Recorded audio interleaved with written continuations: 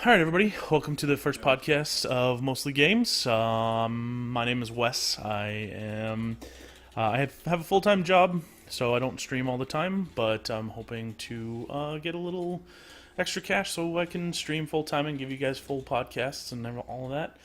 I enjoy lots of different types of games. With games, for me, games are really story driven. I really enjoy the story that somebody wants to tell me. Games like Last of Us, Prince of Persia, just really story-driven games. But today we're here to talk about Super Smash Brothers because another one of my dreams is to try and get into competitive Smash. And I've been watching a lot of Smash tournaments, trying to get tips, trying to get training tips, picking characters I like to play, and just learning them in general, learning all their moves so I can get much better. And so today I'm here joined by my friend Matt, who also would like to get into some Smash competitive. He's pretty good at the game already. So Matt, introduce yourself. What's going on, world? My name's Matt, like Wes said here, and yeah, we're talking about Smash Brothers. Smash Brothers is super nostalgic for me, always. N64 is the console I grew up on, console that I still play every year just because it makes me happy. Smash Brothers reminds me of sleepover parties with friends where we got pizza, Coca-Cola, and just played Smash all night. Now that's just turned into beer. So it's still pizza and wings, though. So, Right, yeah. And what's some of your favorite games? I'll pretty much play any game, but like you said, story-driven ones are my favorite. In the last year, probably God of War was incredible. I've already restarted playing it just because it was so much fun. Yeah, that was a great game. I'm still in the process of playing Red Dead as well. I haven't completed yet. I'm really close. I'm not quite sure how close I am, but I got to be really close. I put quite a few hours into that. Quite a few hours into God of War. Such a great game. The storytelling is just amazing. They did a great job, and it was well deserved as Game of the Year for I can't remember the game award it did get for Game of the Year, but it definitely deserved it when Red Dead was winning all of the other awards. So And if you haven't played God of War, there is a spoiler at the end that we're not going to give you, but go and play it because if you like Norse mythology, it is a huge, fun reveal. yeah. And Oh, I feel man. like it's going to play into the series' future Yeah. of what's going to happen in this story. So if you haven't played it, go and play this game. Yeah, and especially when you know the ending, it's just when you hear somebody else is playing it, you're like, "Oh my god, I'm so excited for you to play it. I want to talk about it with you." Tell me when you beat it. Right, Yeah, tell me yeah, when you beat it, yeah. and we'll talk about it because it is deep in that Norse mythology, which was a great turn, I thought, for that game. I thought they did a great job with taking it from Greek mythology to the Roman mythology, or I'm sorry, to the Norse mythology, and I thought it was just a great turn. I've heard some talks too that this isn't where they're going to stop either. So they'll probably stick with Norse mythology for a while, and then I heard they're going to go into maybe some more Asian influence Really? mythologies, Okay. maybe even Egypt. Ooh. So we're going to be killing every god from every culture. Well, I mean, they made so much money from the first game. I would imagine that they're ready to make as many games as they can, as long as people will pay for it. So, but that's not what we're here to talk about today. No, We're no. here to talk about Smash Brothers. Let's go ahead and start off with what you think you want your mains to be, and we'll go from there. Definitely. Well, longtime main of Link. Always have loved Link. It's probably because one of my favorite video game series of all time is Legend of Zelda. Of course. Ocarina of Time holds such a special place, as well as all the rest of them. Breath of the Wild, I've put over 200 hours into it, and still don't have all the shrines. I just mess Yeah, around. right. And I love what they did with Breath of the Wild Link with the remote bombs. Sure. I do miss a little bit of Link's old speed. I feel like he was a little bit faster in some of the older Smash Brothers. Sure, yeah, you can tell that he's definitely slowed down. But I think it's because they gave him so many more projectiles, and his projectiles are so much more effective than they used to be. Because his bombs before were the young Link's bombs, where you would just throw them and they'd blow up, right? Yeah, I never used bombs before. Oh, really? As a Link player, and every other game I never really messed with the bombs. 'Cause, Really? I mean, at most you could have just damaged yourself.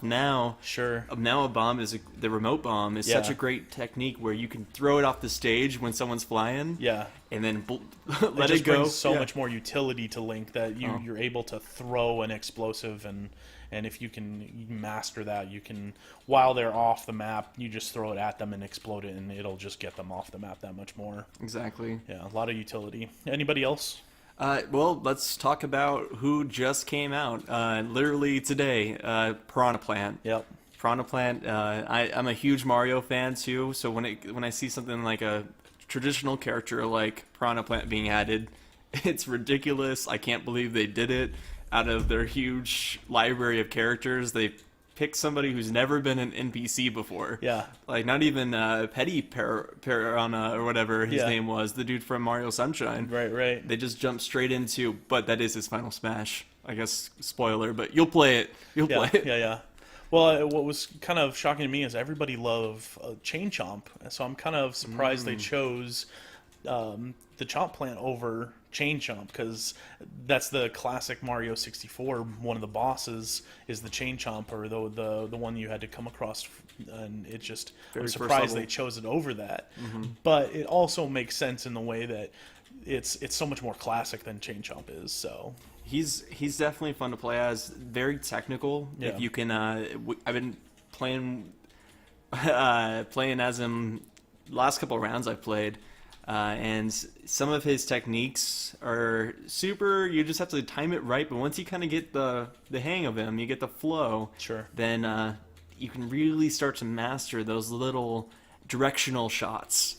Yep, and the I don't know, when we were just playing that smash move where he recedes into his pot and then you can chomp in any direction.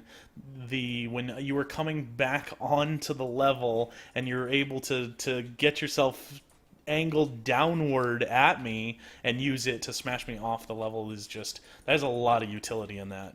It's super fun when it works too. Yeah. Because that's his down B. So you hold down, you push B, and then you'll originally just go straight up. Yeah. But if you tilt your analog stick, you'll tip your pod over. Sure. And then you'll Smash. launch out your. Do the special move, right? Yep. Yeah, and I've been playing Cloud a lot. I find Cloud to be... I've never liked Final Fantasy. Final Fantasy's never really been a series of mine that I've really liked. I mean, I played Final Fantasy IX, the little rat people with the tails or whatever, and it was okay. I don't know why I took to that one, but I never played 7, so I don't know why I took to Cloud, but Cloud just... I wanted to play Little Mac, but Little Mac is tough to master. His recovery to get back on the map if he gets knocked off is not good at all. And so I wanted somebody that's quick like Cloud and kind of has the same power as Little Mac, but he's got a little more mobility, and it's a lot easier to get back onto the level than Little Mac is. And I've been practicing a lot with Cloud. His B moves are pretty powerful as well, with the multiple slashes. If you get them with one, it's over for them. They're gonna get all 5 or 6 of them. I can't remember how many times he slashes, but Cloud's good. I really enjoy Mario. Mario's great. Mario's a classic. He's got his up B with the coins and everything, so that's always nostalgic when you hit that. You almost beat me in that Mario versus Piranha Plant Oh, match. yeah. And one thing interesting when you play Mario that I've never played against someone who plays Mario a lot is you don't utilize the flag at all. No. But the funny part is you don't need to. And that's if you play against any other Mario player, that's one of the most overused moves is that flag, and that's a misdirectional. So that way you turn the other person around. Now they're doing whatever attack they were going to do Yeah. in the wrong direction. But Yeah. you don't even need to. You're just smashing the buttons and... Well, the flag is very, very useful, but it has to be used at the right time, because if you don't, it's very punishing. It's got a lot of frame recovery on it, so if you miss it, it's over for you. provided they capitalize on that situation. But I've been watching a lot of pros play, and I watched Zero's play of Mario during the tournament that was beta Ultimate, and he just took a lot of cues from that play because he doesn't use it a lot either. He used it maybe once or twice the entire tournament because he knows it's a bad recovery move, and so if you miss it, you're going to get punished, and you're going to get punished hard. So it's only utilized when you know it's going to work. And a big thing for pros is the jumping up and down and being able to pull yourself down from the peak jump when you get that little star notification, and being able to jump and react that way is a huge part of Smash Competitive because it gives you a very small window to react to punish them for jumping and maybe missing a smash or missing a move that they're going to do in the air, because a lot of them do the mid-air jumps, hit, and then they immediately push down to get back on the level so that you're not up in the air for the other person to juggle you. Yeah.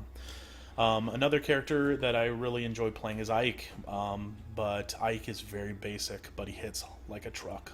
He does. A lot like Cloud in a way.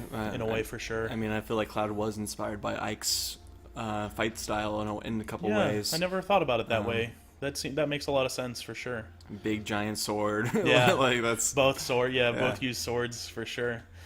So a big topic is definitely the fighter pass coming out. I mean, they released the first fighter, which is the Chomp Plan. I'm sorry. What is the Piranha Plan? The Piranha Plan. Yeah, That's what I need to keep. His I name you know straight. I honestly it's spelled weird. I as a kid, there's certain like video game terms that this was before the time where they spoke them to you. You had to read them. That's like Legend of Zelda. I always called the Great Deku Tree. I think that's the proper way to say it. I always called it Dooku, like because I don't know. It sounds cooler to me too. And I was 6 maybe the first time I played the game. Yeah, 5 or 6. So like I called it Deku. That was too many E's on there. So yeah, and like King DDD too. He's another one that I could never get down. It was like Day. I don't know. D to D, yeah. D to D, yeah. D to King D. D to D, yeah. I love D to D.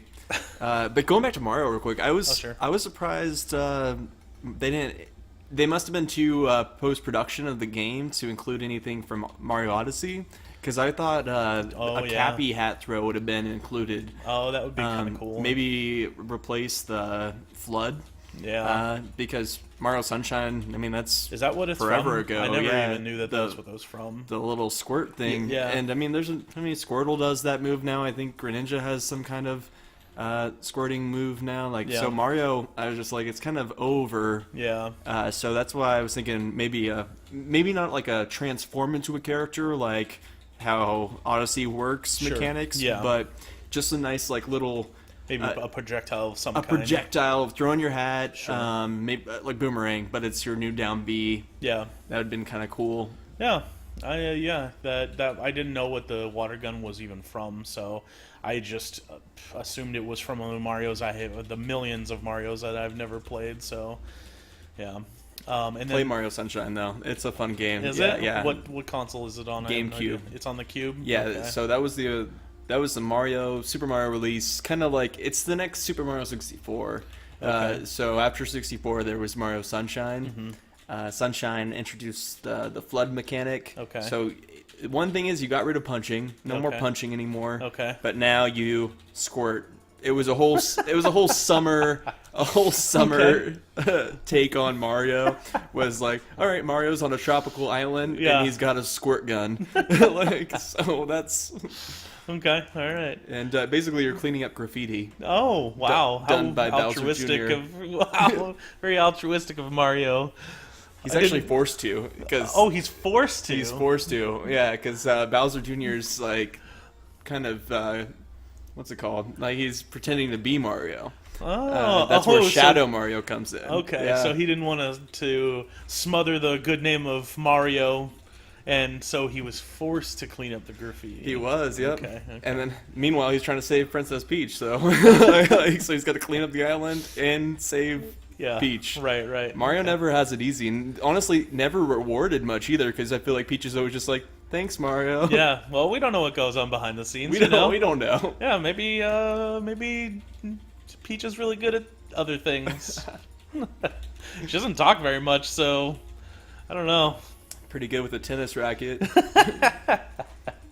That's kinky. But anyway, the second character that they announced was Joker from Persona 5. I don't know really anything about Persona at all. Like, I've heard of them because, I'm a gamer and all, so I've heard of the Persona series, but I don't even know what he does. Yeah, I was trying to look into it because that was my first reaction to it, was like Persona 5. Yeah, I've heard of it. Honestly, I haven't played it. I've heard from other friends who like some of that JRPG kind of gameplay. Yeah, right. They really love that game. So they're super excited Joker's being included. Okay. But I didn't understand, why is a Nintendo exclusive game putting in a PlayStation exclusive character in their game? Well, it's definitely, I'm sure it's along the lines of the same thinking of putting all of the Fire Emblem characters in there and the Street Fighter characters in there. They're trying to get a different demographic into their game, along with all the people that love all the Mario stuff. So they're trying to get the Asian market, and they're trying to get the people who play all the fighting games into the market as well. So I wouldn't be surprised if we'd seen some more fighter characters, like just from other fighting games, even from Street Fighter and Mortal Kombat, maybe even. But I can't imagine that they'd want to go to. I believe Konami is That's who's Mortal making. Kombat. Well, Konami. I'm not sure if they're Mortal Kombat. I think they might be. I'm pretty sure it's Konami that's Mortal Kombat. But So, well, yeah, that would be interesting to see. I'm sure it's a licensing problem, and I'm sure Nintendo really doesn't want to bring the violence in of Mortal Kombat, because that's what Mortal Kombat is known for, is its Fight to the violence. death, yeah. Fight to the death and ripping each other's heads off. So I'm sure they don't want to bring that kind of violence into it. So they'll bring other stuff, like, I'm sure some different Sega characters, considering we only have 3 Sega characters right now. We only have Sonic, Ken, and Ryu. Mm-hmm. So I think a big thing with that, with what Nintendo's main goal is right now, is Nintendo wants to build their digital. They basically want everyone that they originally had on NES back. All the IPs that were originally that built Nintendo, they want them back. So such as, they originally had Street Fighter. It was, when you talk about anybody who played Street Fighter as a kid, Sure. They were playing it on the NES or on the SNES, one of the later renditions of Street Fighter. Okay. But Street Fighter 2, you talk to anybody from, like, a kid in the 80s, that was their game, Okay.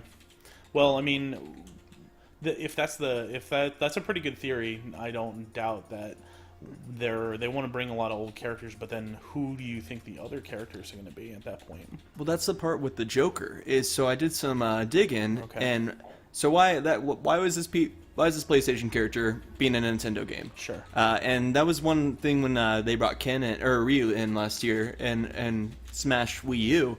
Is I'm like, there's not even a Street Fighter game available right now for the Wii U. But then originally they brought Street Fighter 2 back to the Wii U. So then, you could play as Ryu and Ken, and Yeah. it made sense now Okay. that they had that character. But Sure. what about Persona? Why is Joker? Okay. So I looked into it. Originally, it was a Japanese-only NES game under Okay. the name of Digital Devil Story. Oh, And this okay. is what Persona series evolved from. Huh. So it was originally an NES game only in Japan. So they are definitely still digging into that NES culture of their old school gamers. Okay, but they're also dipping into the Japanese market as well with that. That's what Final Fantasy is. Or no, Fire Emblem. Fire Emblem, yeah. Fire Emblem, it's And huge Cloud, in Japan. obviously, and yeah. Final Fantasy's huge in Japan. I mean, Pokemon is obviously huge everywhere, which is why they put so many Pokemon characters in the game. And you got Mewtwo, Incineroar, Greninja. What's the blue dude's name? I forget his name. Greninja. Or Lucario. Lucario. Yeah. And then all three with the Pokemon Trainer. So they are catering a lot to the markets that they want to bring in. But I think they're doing a good job with a lot of the characters, just in general. I mean, yeah, there's a lot of Pokemon, but each one brings something different. Oh, So yeah. I think it's a good idea. Yeah, and I was actually surprised they chose Incineroar over Decidueye, because he's the owl, kind of looks like Robin Hood a little bit. I don't think He's I've ever seen that one. He's an archer bird, basically. So I was expecting him to be the character because he would have some kind of bow and arrow where he's flinging his feathers at people, Yeah. and he would have been a strong grass type that they throw in. I mean, now we have Ivysaur again. Sure. But before I knew Ivysaur was going to be in there, I was expecting Decidueye to be the new Pokemon representative for the new series. Yeah. I mean, but now, I mean, let's get back into this DLC. What do we expect to see more DLC of? Yeah, well, I mean, we have technically four characters left that they need to release. What are your predictions? Let's start with all four. Just go ahead and name all four. Predictions, I mean, hard, Yeah. but what I was going with that Nintendo wanting their original NES stuff back, I think a big hint for us is on what Nintendo's been releasing the last 2 years is those classic systems. Okay. So what's on the back of those that you think that might be characters? exactly. I have both the NES Classic and the SNES Classic. I'm a sucker. I went and bought them. Yeah. I mean, they're great buys. Like, there's no. How much was it for each one? It was like. I think NES was 60 at the 60? time, And then how many games you get on it? Like 120 games or something no, like it's that? only like 20 games. Oh, is it only 20? It's only like Okay. 20 games, but they're. I mean, it's $60 Super Mario for 20 Kart. games that are nostalgic. That's Yeah. You can't beat that. And honestly, it's something I'll pass down to like future kids or something. You know, like Right, I'm like, here was exactly. the first Nintendo. Right. And they'll be like, "What the hell is this crap?" And now they don't have to worry about like the original games getting damaged or anything because they're all digitalized now. So going back onto those backs of the system, let me see. Let me pull up a picture here of what's on the back of the NES Classic. So a big one I see right here, Castlevania popping out. Sure. Who was added? Simon and Richter from Castlevania. Sure. Final Fantasy's on here. We got Cloud. Yeah. So there's some other ones on here. We got Punch Out. We got Little Mac. We got Little Mac. Yep. Mega Man 2. We got Mega Man. Yep. Let's see. Balloon Fight. So we don't really have a balloon fight, but Villager, when you do his up B, he Yeah. basically turns into Balloon Fight. Yeah. It's a huge Easter egg kind of tie-in. Sure. Or not sure if it's Easter egg or just kind of a fan throw out, just like, hey, Yeah. here you go. Here's Okay. Balloon Fight. All right. Dr. Mario's on there. Dr. Mario is definitely on there. We got Dr. Mario as a character again. And Okay. so we kind of look at this. We got Metroid, so maybe they were like, let's go ahead and throw Well, I mean, Ridley sure in. Yeah, that's why they threw Ridley in, I'm sure. Yeah. And then, so the only one we're kind of missing on the back of the NES is the Ninja Gaiden from Tecmo. Okay. So I'm gonna say there's a good possibility the Ninja Gaiden rep will be a DLC character. Okay. So I feel like that's a pretty strong chance if they can get the licensing for it. Yeah, that's pretty solid. However, I've used to play the Ninja Gaiden series in the past, and the creator of Ninja Gaiden always said that story doesn't matter. They just love the hack and slash type of stuff. So I don't know how willing they are to be sharing their IP out like that. Like, sure, they're kind of obligated to do that with the previous Ninja Gaiden games and everything for with contracts and Nintendo and all that stuff like that. But when it comes to Super Smash Brothers, it's going to be a whole new ball game for them with licensing and stuff like that. So I can totally see that happening only because all of this, your theory stands up with what was on the back of the SNES for sure. Because all of those characters and all of those games, there's at least one character in Smash Brothers that is on the back of that game, and that's the only game that doesn't have one. So I would definitely expect to see that if they can get the licensing, and if the creator of Ninja Gaiden isn't a douche like he always has been.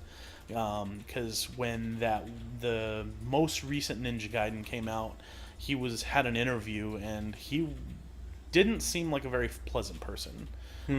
He was like, I think one of the questions was something along the lines of, where do you get your inspiration for your story? And he was like, oh, story doesn't matter. Like, story isn't big in video games, which is really where I was like, man, this guy, I don't really want to follow in or support his games anymore, because it sounds like he's doing it because he had a good idea at one point, and then just totally crapped on it because he couldn't create something beyond a guy that hacks and slashes, a cool ninja that hacks and slashes. So I mean, I've loved all the previous Ninja Gaiden games, but his attitude and his comments and stuff kind of had made me dislike the series. But at the same time, if they can put him in the game, that would be pretty freaking cool. Yeah. Because, I mean, it's going to be a whole situation almost like Marvel and Spider-Man, where Spider-Man is a much better character when Marvel uses them than Sony. Yeah. So, well, and you got to think of Smash Brothers is also a huge marketing platform too. Sure. Like, it's kids who are 10 years old today, maybe even younger, are now playing Super Smash Brothers Ultimate. This might be their first introduction to Smash Brothers. Sure. Me as a kid playing Smash Brothers Melee, I got introduced to characters I never... Ice Climbers. Who's Ice Climbers? Yep. Like, and even that's on the back of NES. Yep. So there you go. We got Kid Icarus. We got Pit now. Yeah. Yep. So these are games I didn't get to play. They were a little bit before my time. Sure. But they're introducing me to that game series, introducing me to that character. Now I'm kind of interested. What's the Ice Climbers game about? Yeah, and, exactly. And that's really what I like about that. That's also a little nice caveat about having all these other characters and ancient characters in there, is that it goes way back and almost tells the history of games almost in a little bit of way. Like, it does gives you that little bit of curiosity and makes you want to go, oh, who are these characters and why are they in this game? You know. I think that's what Nintendo wants. You know, that's what they want to own. Nintendo, like, when you think about classic video games, of course there was Atari, ancient times, right. Atari. Ancient times, yeah. We had Atari, but sure, some people will resent that mark. They probably will. You gotta. But Nintendo was my go-to, because for sure. Yeah. There was a time period where Atari, they were just putting out so many games that didn't really have a story, that didn't have too good of a plot. They were just clones of other games, where these Atari games just started ending up in dumps. Yeah. No one cared about video games anymore. Yeah. Nintendo made it popular to care about games again. Well, I mean, there's some good Nintendo documentaries out there, which is why Rob the Robot is in there. I don't know if you know about Rob the Robot. Oh yeah. But he's the one that saved Nintendo, basically, because there was so much hype behind. Oh my God, a robot! I get to play a game with a robot, and they had 2 games, and it created such hype for Nintendo that a lot of people couldn't even afford it. So it was almost like attaining this mythical creature to play games with, and then Mario Brothers came out, and that was affordable for everybody. And so Mario Brothers, the original, was amazing. Is an amazing game in its own right way back then. So people could afford that, and they're like, well, okay, so I'll buy this game instead. And that's when Nintendo just blew up and really sold so many units and so many Marios, and that's kind of evolved into what we know today. So, and the Rob kind of, it plays into what Nintendo's formula of what works. The biggest Nintendo consoles is selling not just the games, but accessories. Yeah, that's where Nintendo makes all their money. Yeah. That's why the Wii was the top selling video game console. I think may have recently been beat by the Switch. I'm not sure. Yeah, I don't know. But I'd have to look up numbers for it. I know the Wii did. It broke video game console history. Yeah. Because everyone had one. Yep. If you weren't a casual, if you were just a casual gamer or just a family who wanted to play Wii Sports together. Yeah, exactly. They have to buy the console and then buy the game, and then from there it's like, well, people will start to get bored. Well, what other games do you have for it? So yeah, I can totally understand that strategy, and that's what made the Wii so big, is they were the ultimate selling console at the time. And yeah, the Switch has since gained a lot of traction, which is why we're kind of looking forward to third party games on the Switch as well, because they didn't want to get on the board the Switch at first. Well, it was because the Wii U. It was yeah. it was the Wii U. The Wii Exactly. U was extremely hard for third-party developers to make games for. Yeah. And I guess that's the big reason why it flopped. Really? Is I had the Wii U. I got it. I didn't.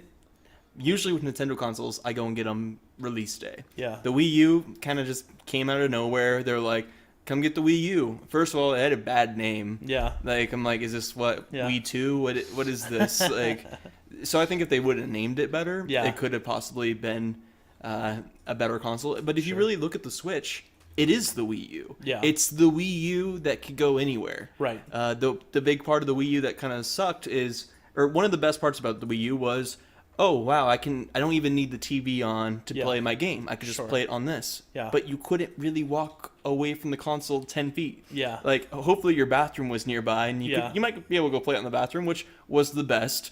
Sure. Yeah. But I think that's mostly what people were able to take the console away to go do, was just to go play the game Sure. and on the toilet. Sure, So, sure. yeah. Yeah. Well, that's the genius of the Switch, is they took everything that was on the Wii U console that you couldn't walk away from, and then just put it in the handheld of the Wii U. Take it You know, anywhere. You take it anywhere you want. Take it anywhere. Joe right here behind us, he brings it to work and plays it at work when he's got his downtime. So it allows him to stay up on games, when he's at work. So It's definitely it's genius, Yeah. in my opinion. and the way it's also working right now is, I think that's where all the indie games are really gonna flourish. Oh, for sure. Is that I've gotten a lot of indie games on the Switch that I wouldn't have probably bought on any other system. Sure. But the reason why it's kind of a quick, easy game I can play anywhere. And I'm also supporting these local indie game creators. Yeah. Where I'm just like, oh wow, this is a really good game. Yeah. And I kind of want to tell everyone about it now. And I'm like, but I wouldn't care about that if it was on the PlayStation as much. Yeah. Because I don't know, just the way of being able to take that game on the road, it kind of reinvents classic video games for me too. Sure. Because they're all these side scrollers, they're all these 8-bit, 16-bit classic looking games that you get to play again. Yeah.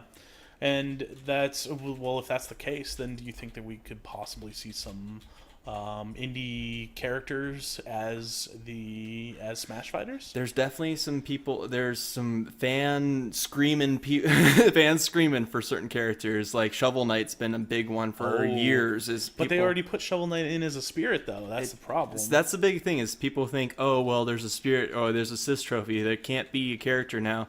I mean, there's spirits of all the major fighters and different renditions of that same fighter. Sure. You got. But I think that's more carryover from the other Smashes, though. Totally. But I mean, I still think Waluigi. When fans are screaming for Waluigi, I predict is going to be the last character that they add. Yeah. Is kind of just been like, you guys wanted him, here he is, and it's kind of like the Waluigi thing to do is make everyone wait. Yeah, okay. And just give him to as the last release. Yeah, I can totally see that for sure. Nintendo Canada even put out a statement saying like, we know you want him. Okay, Yeah. stop telling us. Yeah. We know you want him. We'll think about it. We'll think about it. And they better make him kind of different, though.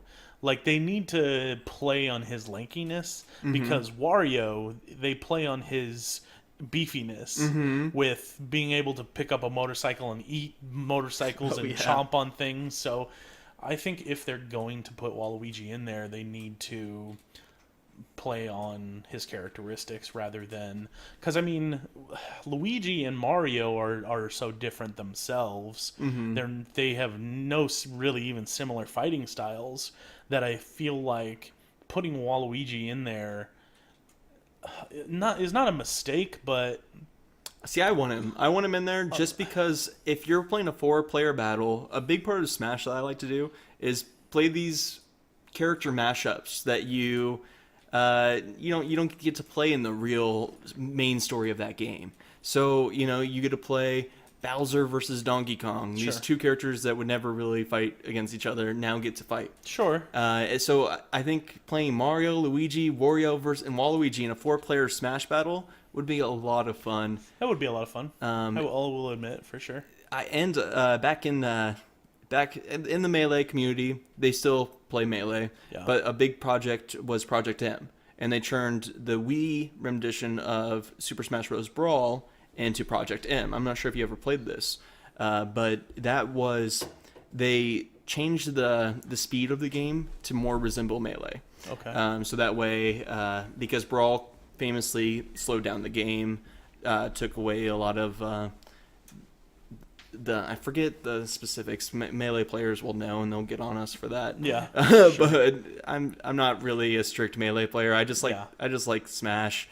I don't care which game we're playing. Yeah. But Project M, what they did is they actually added characters into the game. Okay. Characters that didn't exist in the game. Sure. So they added Shadow the Hedgehog. They added Waluigi. Okay. And one of Waluigi's attacks that was super funny in that game was he literally just went wah, and that was it. You pushed B, and it literally spelled out the word wah, and it attacked you with it. Okay. So it was a pretty fun little add-in for that game. Yeah. That they added him, and I think that's why a lot of maybe some people who played that are definitely also wanting Waluigi in to see what Nintendo would actually create him to do. Actually do. Yeah.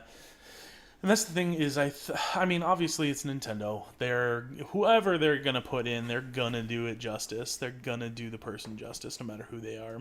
But I think we're gonna see a lot more characters that are catering to Asian markets, really. And what their upcoming marketing plan is, of course, too. Like, so Persona 5, are we seeing maybe a new... I actually read that there's going to be a re-release of Persona 2 on the 3DS coming out. Okay. So now we're already getting the franchise coming over to Nintendo. That means Nintendo's character putting Joker into Smash Brothers is already going to be making that marketing. So now when somebody goes to GameStop or Walmart, wherever they buy their games, they're going to be like, oh, I love that Joker character. I'm going to pick up this Persona game now. Yeah, oh, no doubt. So it makes them money. Yeah, if that's the case, what games do we have coming out then for Nintendo that they kind of want to market in that particular sense? I mean, we got Metroid Prime coming out again. So we got Ridley as a character, maybe for the noobs. Like, who are like, well, I really like Ridley, so I gotta get this new Metroid game. Yeah, well, I'm gonna get the new Metroid game regardless, because I mean, it's the first one in how long? Yeah, right? since the Wii, I think, right? Since the Wii. Yeah. And I honestly, I didn't really like the Wii one that much. Really? It was okay. I never got to play it. I never had a Wii. You didn't? No. No? Never. Dang. You played Wii Sports, though. Oh, for sure. So everyone's played Wii I've Sports. been to people's houses that have had the Wiis, but I never bought one myself. I always wanted one, but it was at a time where I didn't have a lot of money, so definitely couldn't afford one. And I've always been an Xbox kid. I've played Xbox since Halo. Even before then, yeah? even before Xbox Live. Like there was an old download you could get. It was called Xbox Connect, that you would have to hook up your Xbox to the computer, and then it would hook you up with other people who had Xbox Connect, and you would play games that way. So I had the first Xbox from the get-go, and that's kind of where I get the Persona name that I have as Pool Shark, because I had to think of something on the fly when I was, I must have been 14 or 15 at the time. So yeah, that's where Pool Shark comes from, and there's an etymology. I can put it in another episode or something like that. Oh, that's pretty cool. Where that comes from as well. But yeah, I was there. I was an Xbox kid, so I was always choosing Xbox over really anything else, because I was a Halo kid. And in fact, I don't mean to boast or anything, but I would have argued that I was one of the best Halo 2 players in the world at the time. I would have guaranteed I could have contended with the top players, no doubt. I just sweet. never got into competitive, unfortunately. And I think that's a lot of how I was kind of brought up. Because when I told my parents that I love video games, they kind of were disappointed at the time. Like most parents were disappointed because they didn't really understand it. They also didn't understand the direction video games were going. Like right now, video games are fucking huge. People are making millions and millions of dollars off of just playing video games. And if I would have started and my parents would have said, hey, look, we're going to support you in your game playing. You get better. You do as good as you can. If they would have said that, I'd probably be rich right now. Well, yeah, now with esports too, and Yeah. just everything. Like this is my own opinion, Sure. so not really. But like, I'm not a big sports guy. Like I'll watch it if it's on. It's not my prerogative to go out and try to watch it. Like I'll probably watch the Super Bowls tomorrow. Sure. I'll probably watch it if I'm somewhere that has it. Yeah. But it's not like the most important thing that's going to happen for me tomorrow. Sure. And I think that's something to do with the video game generation. Sure. And I think we didn't. Certain generations who didn't have video games before us, sports were very entertaining for them. Yeah. To me, I'd rather play the game. So I don't even care if Sure. we're playing like the sport game. I'll play that over, like, I'm a huge Rocket League player. Yeah. So that's my sport right now is yeah, Rocket yeah. League. Okay. I don't do too many competitive stuff. One day I kind of hope to. Yeah. I just can't do the crazy fly stuff right now as some of the other pros. Yeah, yeah. Where you're flying and hitting the ball perfectly into the goal. Yeah. Not there yet, but I'm Okay. still pretty good. Like, I Yeah. got a pretty sweet car, so I might eventually do some streaming on that. Cool. But I mean, a Rocket League Smash Brothers character, I don't think would ever be the case, but But that would be hilarious. that would be hilarious. Just If a they- car. a car. And sometimes it shoots out a giant ball. Well, did you ever hear about the Grinch leak for Smash Brothers? No. Okay, the Grinch leak was a big thing in the Smash community. Okay. Where this guy released, before Smash Brothers came out, he released a full picture of all the characters that were going to be in the game. Okay. And it looks really good. Yeah. And it came from a studio that was funded by Bandai Namco. Okay. And it also had Grinch, the new Grinch movie that was coming out at the time. Okay. It had some promotional work for that. Sure. So that gave it kind of validation, like, oh, this is a studio that's working on the Grinch movie. It's connected to Bandai Namco.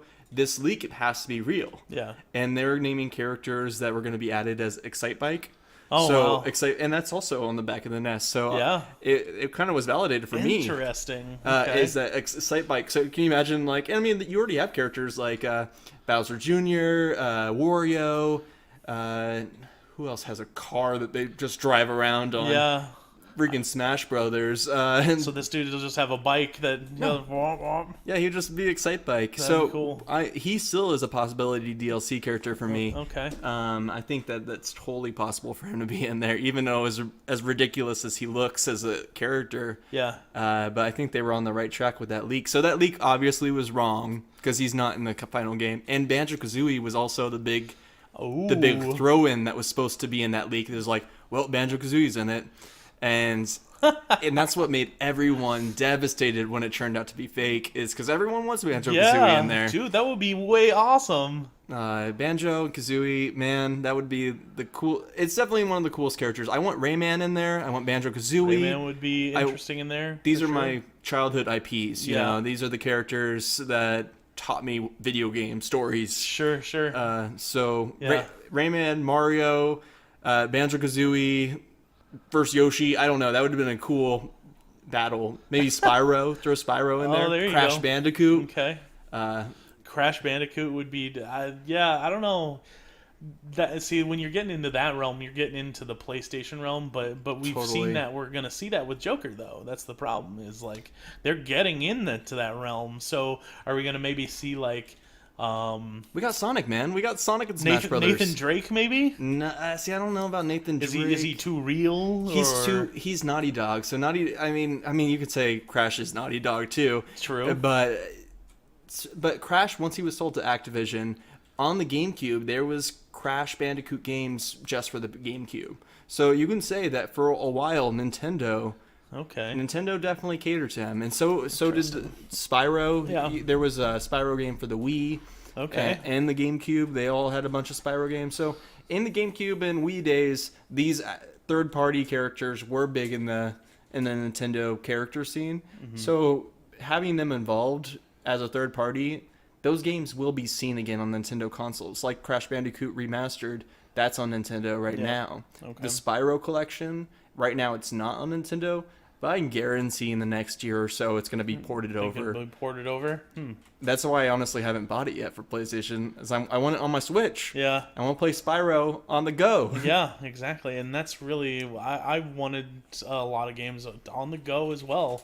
And again, I reiterate, it's a genius. I think Nintendo is single-handedly driving the video game industry forward, and they're backed by PlayStation and Microsoft with being able to produce the what do they call them, the 5-star titles or whatever, AAA titles. Yeah, they like that's where a lot of the bulk money is at. But Nintendo is totally down for D&D, man. They want development. They want to move forward with hardware. They want to move forward with being involving the player in the game. And I think every step that Nintendo has taken is really to involve everyone. So I mean, that's why we're kind of seeing. I kind of felt like the Pokemon game, the new Pokemon game, was a little dumbed down. Oh yeah, totally. But I felt like that was more. It wasn't more of a our audience is getting stupider type of thing. It was more of a we want people who are not. Basically, they wanted people who are mentally challenged into the gaming. They wanted to include those people. I feel like, which I feel like is a great goal. But I'm not making fun of that at all. By the way, I'm just thinking it's mentally challenged and also not really hardcore gamers too. Like Pokemon Go was a huge movement worldwide. Yeah. And that's what the new Pokemon game is. It's Pokemon Yellow meets Pokemon Go. It's like they had a baby. Yeah. And it's fun. I like it. It's definitely, I miss the hardcore RPG elements that Pokemon I fell in love with the grinding. But we're gonna see that this year with a new. We don't know what the new game's gonna be. Yeah, so they say. So I'm not 100% convinced that that's even real. Oh, I think it is. I know it's real. Okay, all right. Well, then I'm excited for that. Yeah, but it's gonna be real, man. But I'm kind of at this point I'm more show me before I start believing type of thing. So see, Nintendo, they'll let you down. They'll break your heart. They do this as a Nintendo fan. Yeah. And this is something I have a PS4. I still love those AAA games that you can only get on those kind of consoles because of the graphic detail that is required. When Nintendo honestly just doesn't cut it for those graphic requirements. Sure. Like honestly, you can't put Red Dead on the Switch. Sure. I mean, you could put the first one maybe. But you can't put the newest one on there. No. It just doesn't have the capability.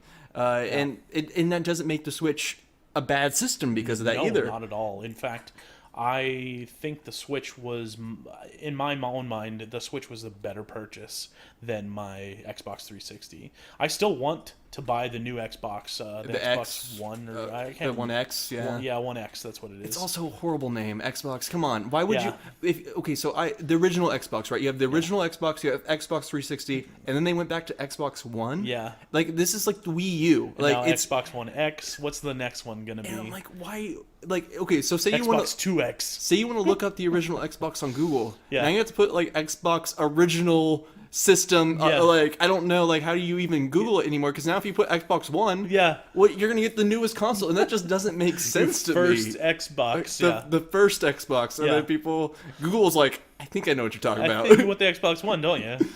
You're like, no, Google. It's a bad name. Like, come up with something cool. There's so many cool names you can figure out. Like Xbox Revolution, Xbox Extreme. That would have been. I don't know. Like, there was one. I can't remember when they were talking about the next Xbox. Scorpius after 360. I was like, Xbox. I can't remember what me and my friends had talked about at work. It was a really good name too. It was like, no, I don't, I even remember, so I can't even tell you what it was. But I was just thinking like that would be way better than Xbox One. Yeah, yeah. Xbox One's a horrible name, and I mean, I kind of have a little bit. I'm more of a PS4 guy. Sure. And I want to like Xbox, but I have this like built-in kind of rivalry with Xbox just because I bought the PS4 when it came out, and I tried to get my friends to buy the PS4 when it came out too. Yeah. Because I'm like, come on, guys, it's gonna be better. Ev- It's gonna be better. Because, You and everybody else in America and everybody because just I wanted- has that beef. No, I just wanted to be able to play with, or my friends to all play on the same system, so I didn't have to buy both right away. Yeah. I eventually did buy an Xbox One. Yeah. I honestly didn't like it that much. I mean, it was cool, but I'm not a big Forza player. And finally, there's Sea of Thieves, but Yeah. but before that, what did it have? Like, it didn't have. I mean, it obviously had Halo. It had Halo, but Halo's not even made by Bungie anymore. So Nope, it's not. I mean, I have some comments on that as well. I mean, 343 did a pretty good job, in my opinion, of taking that torch and running with it. okay. They did a lot of different things that I think were better than what Bungie was doing. Really, Yeah. I didn't play it, so And I didn't really, as a Halo player, from the very beginning, you really felt betrayed by Bungie, and it really made you kind of hate Bungie a little bit. I think for they started just going hating to- Microsoft, and then it started showing in their games. I mean, They felt that's what trapped. happens with every company that has this overarching producer on them. It's happening with Blizzard right now with Activision. Oh yeah. The Blizzard is hating everything Activision is doing. They're losing people left and right at Blizzard because of it, and I think the same thing happened with Bungie. So And Microsoft, a big thing. I mean, we're kind of going on tangents, but this is definitely a tangent for sure. But Microsoft, like, there was that really cool dragon game that was supposed to come out. I forget what it was called. Yeah, no, I forgot what that one's called. That game did come out, and it came out as crap. Oh, did it? Oh, well, Yeah. but I just know it was close to coming out. Where, It looked. where you played a character that had a companion dragon with it, right? No, I'm that talking what you're about a talking different about? one. It was one Okay. where it was a really triple A game. It was you were going to go out and kill dragons. Like it was kind of like Skyrim meets what's it called? What's the super hard game? Dead Souls or Dark Souls? Dark Souls. Dark Souls. Yeah. So Dark Souls meets Skyrim in a way, Skyrim. and it was gonna be crazy. And so this IP, this game company was working on it. Xbox came in and be like, "Ooh, this looks good. We're gonna buy your company. You guys make it for us now exclusively." And then it didn't work as well as that they wanted. Yeah. So then Xbox went ahead and just like, you know what, cancel the game, cancel everything. And then they shut down, and the company had to shut down. Yeah. All these people lost their jobs. Yeah. And they can't even come out with the same game that they've been working on for years. It's because Xbox owns the IP now. Even though, so they can't do anything with it. All their hard work is dead. And Well, I mean, to kind of defend Microsoft yes, a little bit, defend them because I have a bias hate. I think they've learned from their mistakes as far as that's concerned, because that really shows through with Rare and Sea of Thieves. Microsoft is the overarching company who watches over Rare now. They bought Rare From Nintendo. Well, from Nintendo. Nintendo never had them. They were just kind of friends, like at Yeah, best. Like yeah, they're that's like true. I mean, they were the ones that created the original Donkey Kong Country and stuff like that. Donkey so. Kongs, yeah, Mario or Banjo Kazooie. Banjo-Kazooie, all that. So Microsoft has recently picked them up and created Sea of Thieves, but Microsoft seems like they are not taking really any part in what Rare is doing. They're really letting Rare do what they want. It's about time because before they kind of just let Rare. They're like, hey, make Kinect games. Yeah, And- yeah, I remember that. Yeah, And Rare and a lot of Rare people left, and this Yeah. is where like a lot of these reports came out about Rare. Is these game makers like Yooka-Laylee is a huge story. Is Yep. these past Rare makers left because they wanted to make games like they used to make games. Honestly, I tried to play Yooka-Laylee. I couldn't stand it. really, I didn't never even try. It was on sale on the Switch a while ago. I picked it up, and I was so disappointed. Really? Because I was like, I was expecting another Banjo. Yeah, It was an attempt at a Banjo. yeah, And I mean, someone can prove me wrong here. Someone can love the game because they actually put more time into it. I gave up super early. Yeah. I put in like 2 hours, and I was just like, it's just you're not not really cutting feeling it, It's yeah. not cutting it for me. Like I was bored. They overdid the like talking system. Sure. And that was one of the early reports I read too, and I was like, oh man, I wanted to like it because I wanted ukulele to maybe even be a character since since Banjo couldn't. Yeah. Maybe he could take his place, be the spiritual successor that he was supposed to be. Sure. So who knows? Well, yeah, I mean, Sea of Thieves is so great I need to in play my it. opinion. I love it. I'm streaming it all the time. You guys watch Wes on Sea of Thieves? Yeah. Eventually, we got a crew, I'll jump in and there. we're looking for more people for trying to get the cross server. They don't really have like a system right now because they don't want a system where you can just invite as many friends to a server as you can, because then you can do whatever the hell you want.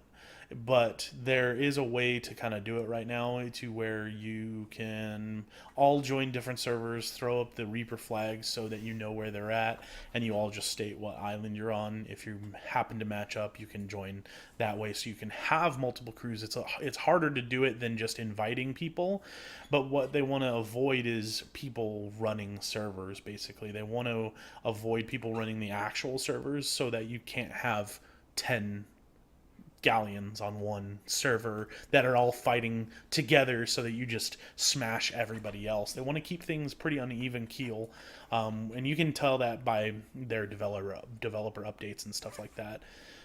But to kind of veer back to Smash, Guys, this is mostly games. We're going to be talking about games in their truest form is just all over the place. yeah.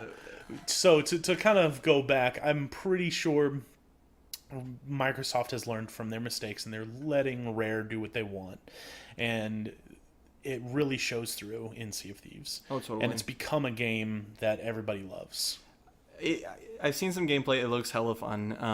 And that's where I'm glad that Rare is getting that opportunity again, because a couple years ago, Nintendo did try to they went to Xbox. They tried to buy Rare back. They tried to buy Rare back. I didn't know about that. And because Xbox wasn't doing anything with them right at the moment, and then they're like, "No, you can't have Rare." And then Nintendo was like, "Well, can we have Banjo?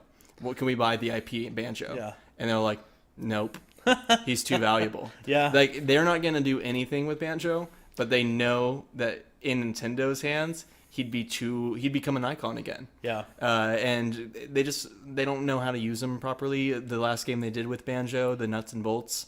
Yeah. I hated it. Yeah. I was just like, what is this? Yeah, but I think that's also like they need to, if they're not going to sell him back to him, they need to at least rent him out or something Well, like they that. offered, they said, they're like, hey, Nintendo can use Banjo-Kazooie for Smash Brothers. Like, but the thing is Wow. Nintendo's not taking that because basically they're just going to do marketing for Xbox, free marketing, because they're not going to be able to make a game for... Sure. But there's Nintendo's no dummy. No, but we're looking at some opportunity coming up, and this is where my Microsoft hate is actually, reducing. Coming is down a little Nintendo bit? and Microsoft actually are in talks with some certain things, Okay. where they're, Fortnite, Rocket League. Sure. They're opening that community door a little bit to play cross-platform. Yep. Xbox, PC, and Switch. On certain things are going to be able to play together, where Sony's just like, no, we're the best. Yeah. Leave us alone. Exactly. That's kind of where my Sony hatred gets up a little bit. They're so prideful, dude. They're so prideful it hurts. They're just like Nintendo, Yeah. These big Japanese companies. Xbox is alone here in America, like Yeah. Microsoft being like leading the American game market. Yeah.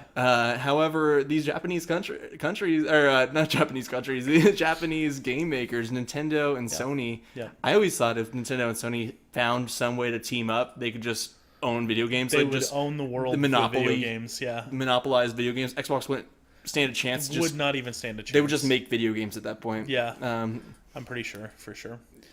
But if that's the case, dude, do you think we will see some Microsoft characters?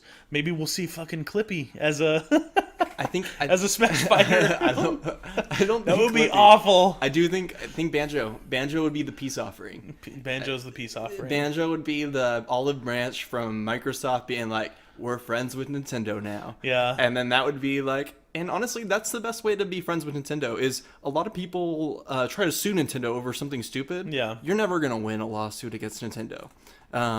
So, and then if anything, you just threw away an opportunity to work with Nintendo too. Yeah. Like instead of go into Nintendo, kind of make them a deal, say like, hey, I have this character.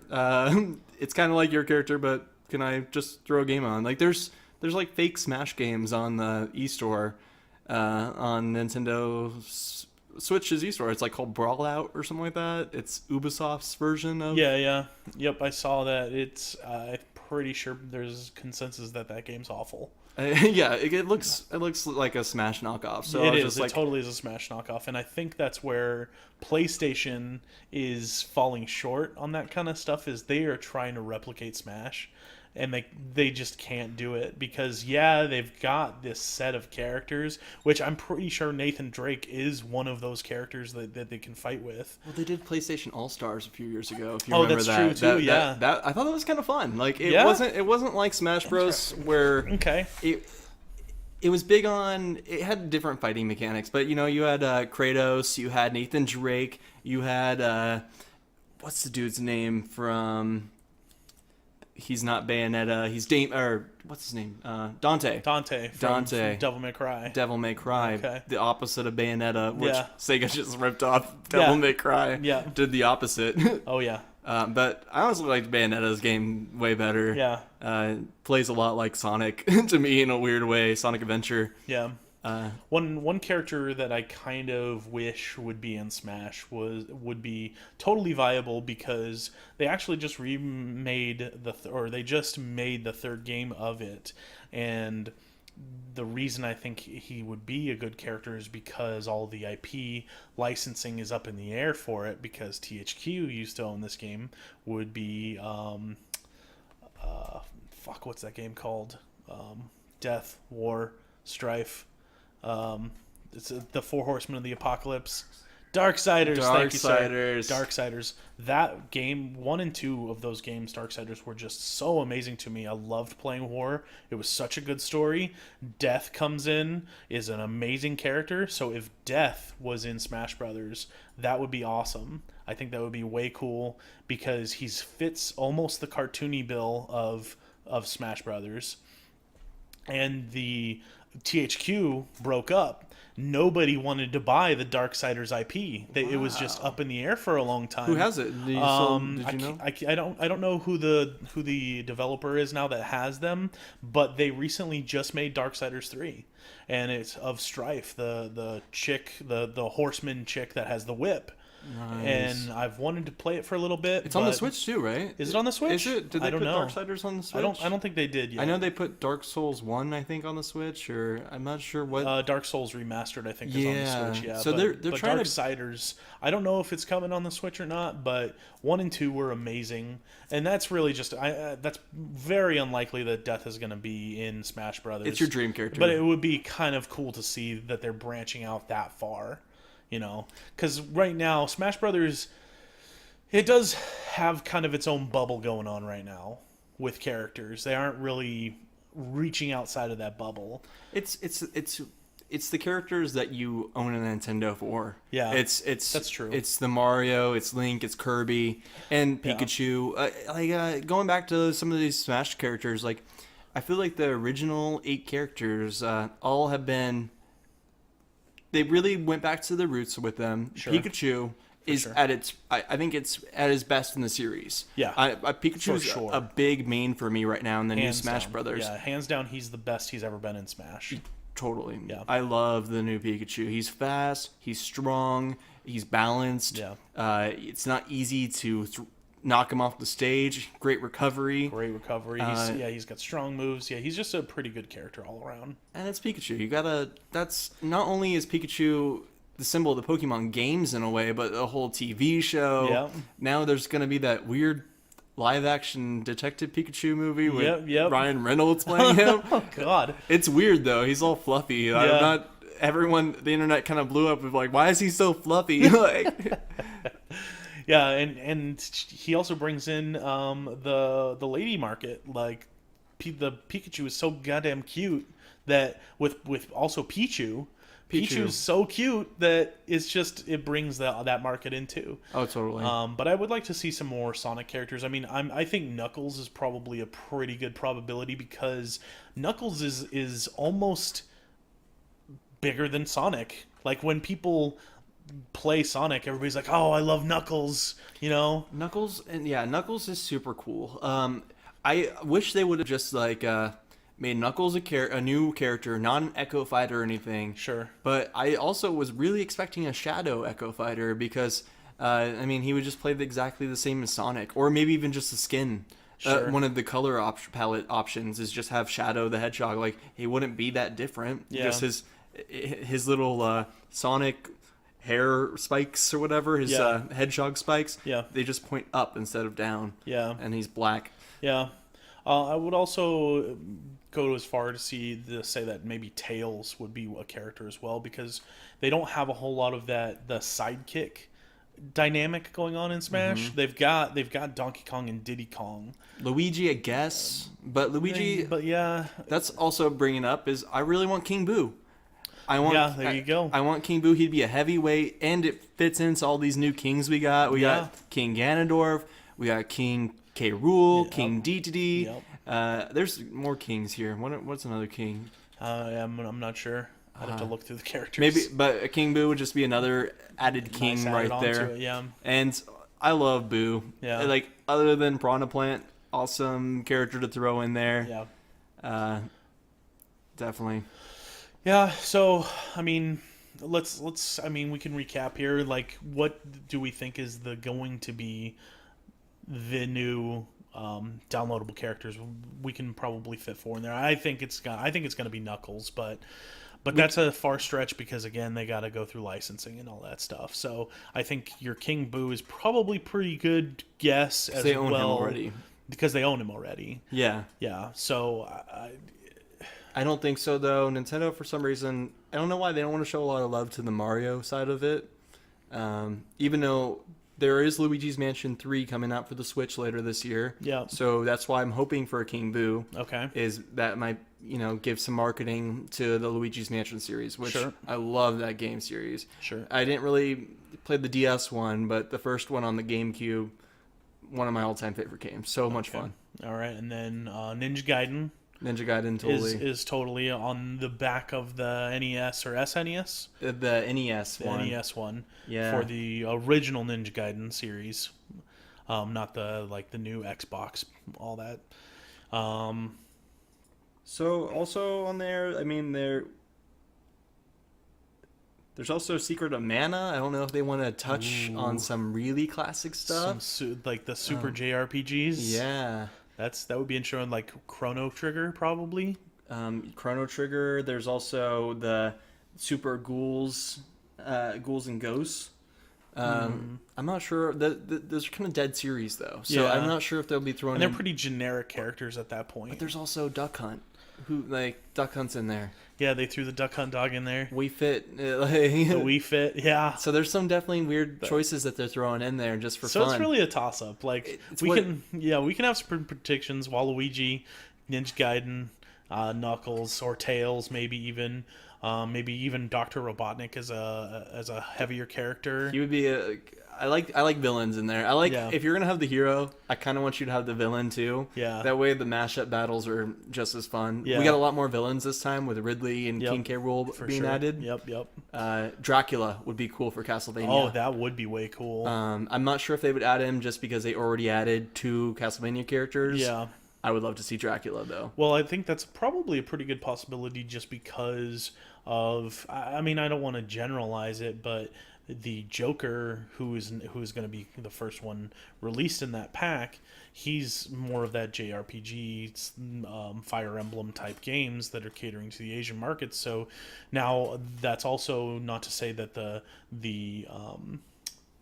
anime came out on Netflix for Castlevania, so It was so good too. Yeah, I would imagine there are going to be some more Castlevania characters because whoever owns the IP of Castlevania seems to be like they're making moves. Yeah. So if they have an opportunity to get into Super Smash Brothers with Simon and what's the other one? Richter. Richter. If they have Simon and Richter are in there, which are in the anime, or It's not even them. I think it's who's the guy in the anime is it's Richter? another Belmont. It's oh, I it think, is the Belmonts. You're right. I thought it was Richter Belmont, well wasn't it? yeah, well it's Simon Belmont, Richter Belmont. They're all from the Belmont clan. Yeah. And I think the anime is actually one of the earlier Belmonts. Okay. Before Simon, I think he might be Simon's grandfather in the anime. Okay. So, and I don't. Interesting. I looked it up once, so I might be completely wrong there, but Yeah, I yeah. was looking it up at one time, and Yeah, I was I'm like, sure that's the internet- interesting. The I was like, internet will whoa. correct us, I'm sure. Yeah.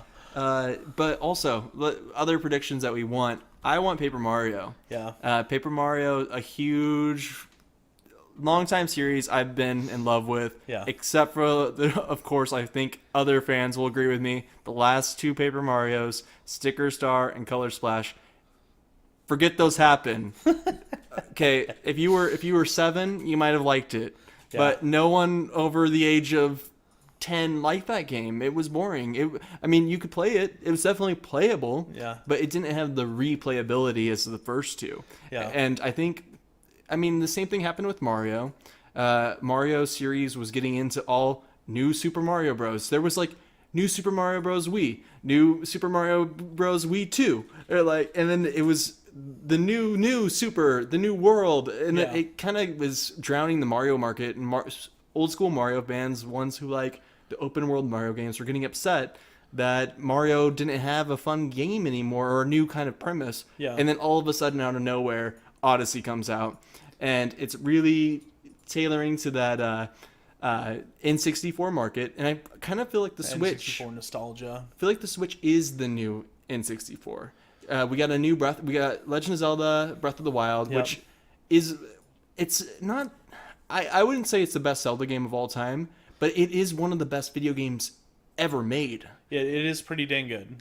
But It's got great story. It's got great mechanics. There isn't a whole lot about that game that you can say that you don't like. I mean, it's very classic Zelda for sure. it is. If you play like the original NES Zelda, it's like that come to life Yeah. today. Yep. And it's so cool. Totally agree. And that's why it's not, to me it's like almost a Zelda spinoff at the same time. Not really. I don't know. I'm a big Zelda fan. I love that game. 10 out of 10. Not my favorite though. I can see what you're saying. Like, I was huge player of Prince Persia series, and the first 3 Prince Persias were absolutely effing amazing. And the Disney movie never happened. Disney movie ruined that series so hard. Jake Gyllenhaal. They could have done so much stuff with the Prince of Persia. They could have just told the story in the 3 games, and it would have been fine. But they fucked it up. But anyways, Thanks, Disney. Yeah, thanks Disney. Don't make live action movies anymore. Your last good one was Pirates of the Caribbean. And then you made like 5 of them. I don't know. The new live action Lion King looks pretty Okay, effing good. that looks cool. And also Yeah. probably the new Aladdin. The live action Beauty and the Beast. Yeah. For me, I was just like, this is stupid. Like, the Beast was whiny the entire time. It was like, this is a whiny That's bitch. what ruined Spider-Man Yeah. for me is when what's his name? Tobey Maguire was Spider-Man. I hate Spider-Man because of Tobey Maguire. Oh man, see, I was still pretty young when that came out, so Yeah. it was a magical movie. The music, Sam Raimi did such a good job with the music Yeah. and the footage of that movie. Now you can make jokes about Spider-Man 3 when Tobey Maguire was going through emo Spider-Man. Yeah. Oh God. Don't even start. Oh on my that. gosh, that whole. But anyways, I don't even remember what we had talked about. Prince of Persia. Prince of Persia. Yeah. So they came out with. It was the 4th Prince of Persia. It really wasn't the 4th though. It was like a new iteration. It was cell shaded games. Or it was a cell shaded game, and it was a brand new story. I still liked it. It still was a great game, but it was kind of like the sister game of the first 3, which probably is how you feel about the new Zelda. Yeah. I mean, I definitely love Zelda, but I honestly think, why did they get rid of the hook shot? I was almost hoping that there would Yeah. be a DLC that they brought the hook shot back, and then the game could kind of play like what's that game? Just Cause, Oh yeah. where you could Just kinda, Cause. Just Cause, Just Cause, and then you could hook shot, bring out your cell, and then kind of like Yeah. play around with the mechanics of air travel a little Sure. bit, and Yeah.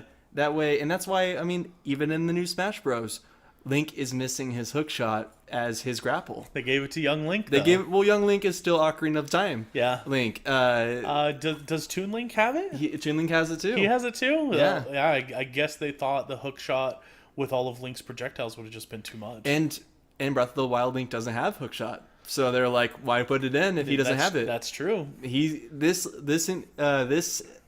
Link inside Smash Brothers, the original Link, is now Breath of the Wild Link. But that's the thing is he's just named Link. Why not?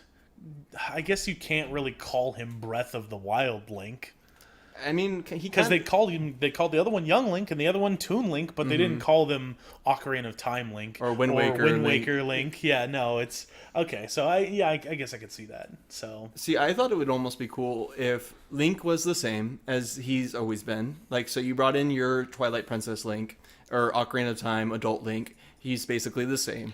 And then what I was thinking is they added just another Link, Breath of the Wild Link, and he doesn't just use the Master Sword. He uses a stick that he finds, and it breaks. And then he uses like one of those Moblin clubs. yeah. and that like breaks after a while. Well, I mean, even still, like they could have done a lot with Link, with combining all of the Links that were the adult Links, like from Skyward Sword when they turned into wolves. He could have done. that was Twilight. Well, that was Twilight Princess. Yeah. What was the one? Skyward Sword was basically, yeah, he just put his sword up and it glowed, and then he could like release sword energy. Oh, okay. Yeah. All right. Yeah, no, they could have done. I guess they could have put something like that in it. I mean, he does have the taunt where his sword glows, right? Yeah. Yeah. So they could have done something with the Twilight Princess Link and done the turn into a wolf or a wolf dash, Or even just something. Wolf Link be a character. Like, that would That'd have be been that would have been kind that of would cool. have been pretty sweet. Yeah. And I mean, I'm biased here. I'm cool with all the Zelda characters being in the game.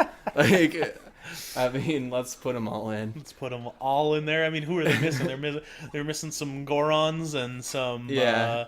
What are the desert people called? I forget. What The Gyarados. the Gyarados. We put some of those people in there too. Yeah, The yeah. Well, I want Skull Kid. I think Skull Kid deserves a real spot in there. Like right now, there's a Mii costume for him. yeah. And I think it basically makes him look just like Skull Kid. Sure. So it's good enough for me, honestly. I like it. They also put in the Yiga Clan Mii costume. Sure. For the sword fighter, they look good. Okay. They look good. The Yiga Clan's a little bit too short to be considered realistic. Okay. Skull Kid, the Mii height, kind of. If you put him Is- next to Young Link, they look like they could be from the same game. Sure, but then Skull Kid has that physique that's just iconic of Skull Kid. Mm-hmm. He's lanky, but he's like always standing like he's a badass. Oh yeah, Yeah. man, Skull Kid's don't cool. Yeah. That would be interesting if they did put him in there, but since they created all this costume stuff for him, I just don't think it'll be I don't think a possibility. I don't think they're gonna put Skull Kid. There's so many possibilities that the number 4 other fighters is so limited. Oh yeah, yeah. And well, this is what I honestly think they're doing is one of the new directors of Nintendo said that he likes DLC. He thinks that DLC is going to be great for keeping games alive. So I'm thinking, would it be crazy if? And somewhere during the thing they said, in this wave of DLC characters, there's going to be 6 new characters, including Piranha Plant. And the main word people latched on there was wave, or this wave of characters won't have any Echo Fighters. So saying that, I think leaves room to say, is this the first Fighter Pass? Is there going to be I think the second Fighter Pass is going to be a lot of Echo Fighters, and I think that's when we're going to see. If they can price out fighter passes correctly, unlike Call of Duty or not Prince of Persia, Assassin's Creed, when they come out with the game, they're like, buy our pack, $60 for the pass, and it's like, I'm not buying the game again when you release a game where what was the fighter pass when Smash Bros came out? $15? No, it's $25. I Was it think. 25 bucks? I don't think it was that much. It's either $20 or 25. Was it? I think I could have swore it was like 15, and I'm like, that is the perfect price. I'll have to check. We'll have to double check, but I think it was 25 because I think they're pricing each character by himself as $5.99. $5.99. So you're getting kind of a bargain for getting them all for 25 even, $24.99. And that's still a pretty good price. And the game itself is so much different than something like Assassin's Creed or Call of Duty. Sure. Those are games that you and maybe, well, Call of Duty, you might split screen. Maybe you and your friend or girlfriend can play that together. Sure. But Assassin's Creed, that's just you, man. That's just your one player experience. Where I'll honestly, if they keep coming out with Smash Brothers characters, I'm gonna keep buying them because when my friends come over and we're gonna play, it's not gonna just be me getting the enjoyment out of this DLC. Yeah, it's gonna be as I play this game for years and years, and even go back to it one day, even when the Switch is irrelevant. Yeah, I'll be like, oh wow, I remember. Like, well, I mean, again, $25 is, I feel like, is still a decent price if it is that much,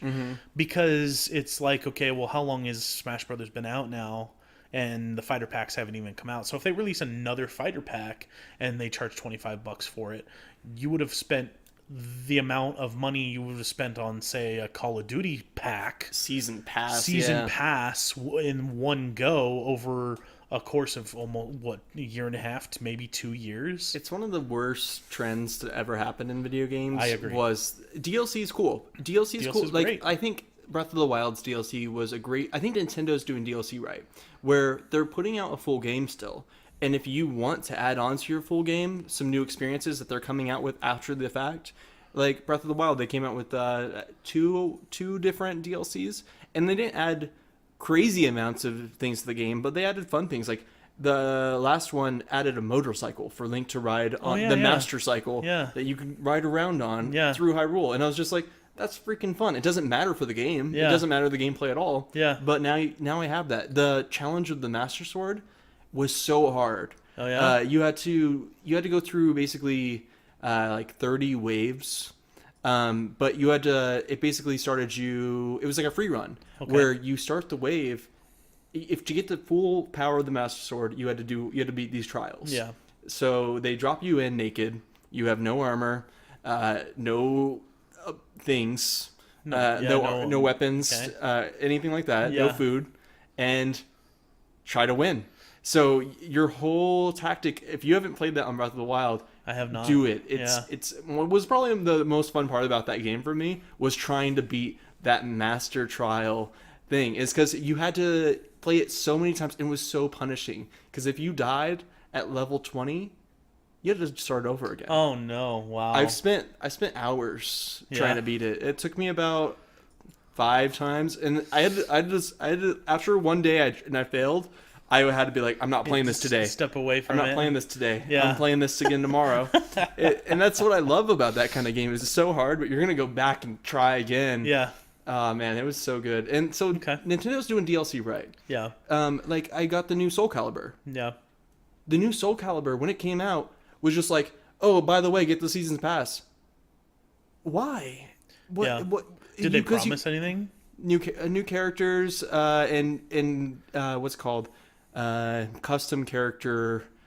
And how much was the pass? It's like $50. Yeah. That's so overpriced for something they haven't even developed yet. And that game should already, if you're adding in, and that was another thing I was super disappointed in. Custom characters is the big thing I like about Soul Calibur series. I think it was 5. I spent a lot of time making all these characters, like Hulk, and I basically made all the Marvel characters in Soul Calibur. Okay.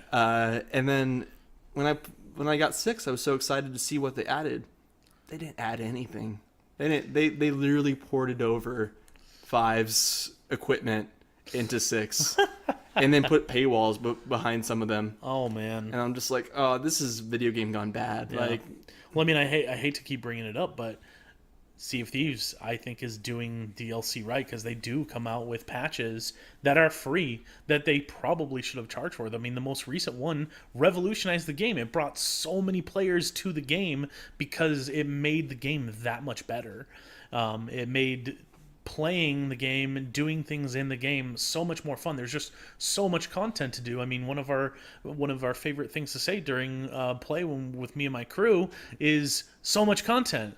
Is we'll be going to do something and something else will happen and we'll be like, we need to do that too. And then while we're doing that, something else will happen and be like, shit, we got to go do that too. And then we just totally get off course and we're like, all right, after 3 hours of play, we can finally go do what we originally set out to do. And it's like, they just are adding so much more value to the game for your original price. They aren't even charging for these things.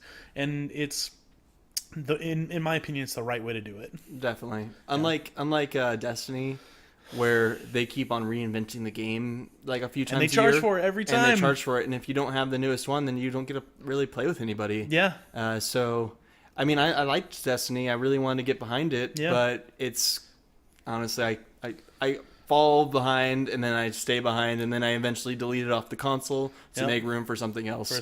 Yeah. Yeah, that's how I kind of felt about Destiny as well. But I know there's people out there who still play it religiously. It's a super fun game. I think I'm curious of what Anthem's going to do to those players. True. Because Anthem kind of looks like Destiny to me in some ways. Yeah, it might be a Destiny killer, but from what I'm seeing, I mean, all the trends of what EA does. Oh man, EA. They're going to ruin that game. And I don't even know how the game's going to be coming from EA. Like I mean that's a little bit of EA prejudice I have. Yeah, me too.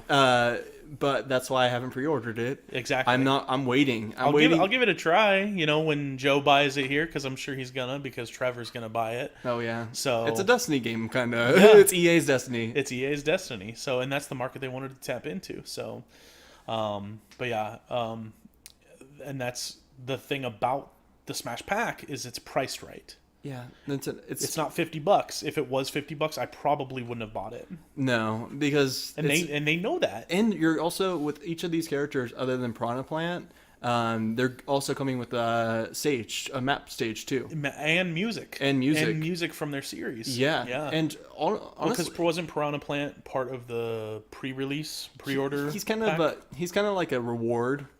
He was a DLC character, and he's kind of a reward for everyone who got the game right away. Okay. Because if you got the game during the first 2 months of its release, then you got Piranha Plant for free. Okay. So that's what I thought. So he's not part of the fighter pack. I think if you buy the fighter pack now, and say you bought Smash today, and you already missed the time where you got Piranha Plant for free. If you buy the fighter pack, I think he is included in there. Included in it. So it is also that's great. Another added benefit of the fighter pack being only $25. 6 new characters, $25. Yeah. Not bad at all. I'd pay that over and over if they kept doing it. Yeah. If they I'd spend $25 each time for 6 new characters. Yeah, me too.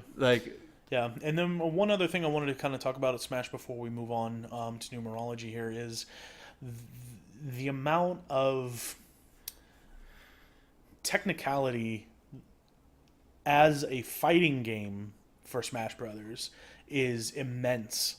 There is so much different things you can do. On the face value, it's a button smashing fighting game on the face value.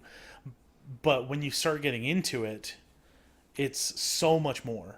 And I've never enjoyed a fighting game so much. I'm not a fighting game person.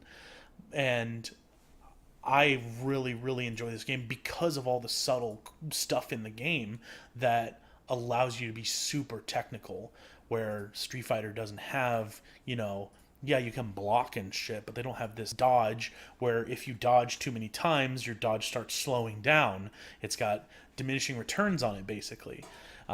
Your air dodges have certain frame rates, and you can break Street Fighter and stuff down like that, where her kick is 4 frames and her punch is 5 frames and whatever. You can break them down so you know when to do that, but I feel like Smash takes that to a whole new level. Smash is at its core a party game too. That's true too. It's meant for anyone to play. Yeah. Like I've played against my nephew.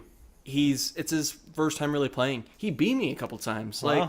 And this is a fun thing is you can get lucky sometimes too. Yeah. We were playing all last night, and our friend Stephanie, she's not a big video game player. Yeah. Doesn't play video games at all. Sure. But her strategy is to hide in the corner until everyone else is kind of dead, and then eventually come out there and with a lot of life left, Yeah. and then just ends up winning the game.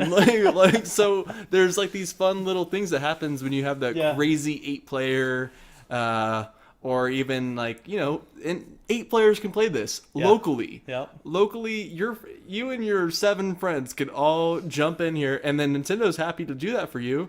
Because guess what? You're buying accessories. You're buying controllers. Yeah. They're like, yeah, have everyone come over. You can play 8 players. And you know what? 8 players, yeah. If you buy more Switches, you can all play online. You don't I don't even... know if you've played 8 players yet, but I have. that's chaos. It is. It's fun. so chaos. It only really works on Temple for me, I feel like. 'Cause Yeah? Temple, the Link stage, it's distanced really well. Like, it's really built to have a lot of fighters on it. Yeah, true. Probably Palutena's level 2 would probably Yeah. be pretty good. Just something where you don't get lost, because sometimes if you try to play 8 players on Sometimes you get Final lost. Destination, Yeah. that is just a horror show. I would love to try it at least at some point, Yeah. because, that's going to be a horror show for that, sure. that one would be a mess. Yeah. But yeah, there's just so much technical things you can do to... and once you get to the play that Zero and the other guy... Leo, I forget his name, MK Leo. He's another one that's the super high up in the competitive scene. Oh, yeah. Once you get to that competitive play, I feel like the party game type stuff kind of goes out the window a little bit. You get what you want from Smash. True. You get what you want. Like, And you're able to kind of dumb that down too. So I have, like, my girlfriend, one of her favorite ways is Pokeballs only. yeah, Like, you just throw, and that's a very classic way of for playing sure. it. When Yeah, I was a used kid, to play that too. Yeah. did that all the time. It's just Yeah. putting Pokeballs only, and that Which way. Pokemon am I gonna get? And now, if it doesn't matter if you're a good fighter at all, as long as you're fast at getting items. yeah, exactly. Like, now, That's another strategy. now you don't even need to be a good fighter. Yeah, You exactly. can just hide behind items. Yeah, So that's why usually I don't even play with items. Like, it's because I like the fighting. yeah. But I don't mind items sometimes. Like, Yeah. throw them in. Like, If it's that's, crazy. If that's what your goal is, then yeah, great. Is to have a good time, then do whatever. But yeah, I pretty much primarily stick to 3 stock and 1-on-1s. Yeah. Just to train, really. competitive. Yep. Yeah, it's fun. I got that competitive mindset going on right now, and I really want to get into it hardcore. We're in the time of esports, and exactly. Smash is making its way to the arena. Yeah. I mean, it's been there with Melee players, but it's always been kind of an obscure community of Melee players. Not like it's just not a big crazy following as much as some other esports are. Yeah. But it's definitely there, and there's definitely money there too. Some of these people, Plenty, for sure. their full-time job is to be a master at Smash Brothers Melee. Yeah. In Melee in particular. Yeah. But I would like to see some of that move on to Switch. Yeah. Like where now we have masters on the Switch. Well, that's what most of the people who are competitive are playing it on now. So it's going to switch to the Switch. So that's going to be the good thing. They need to fix their online though.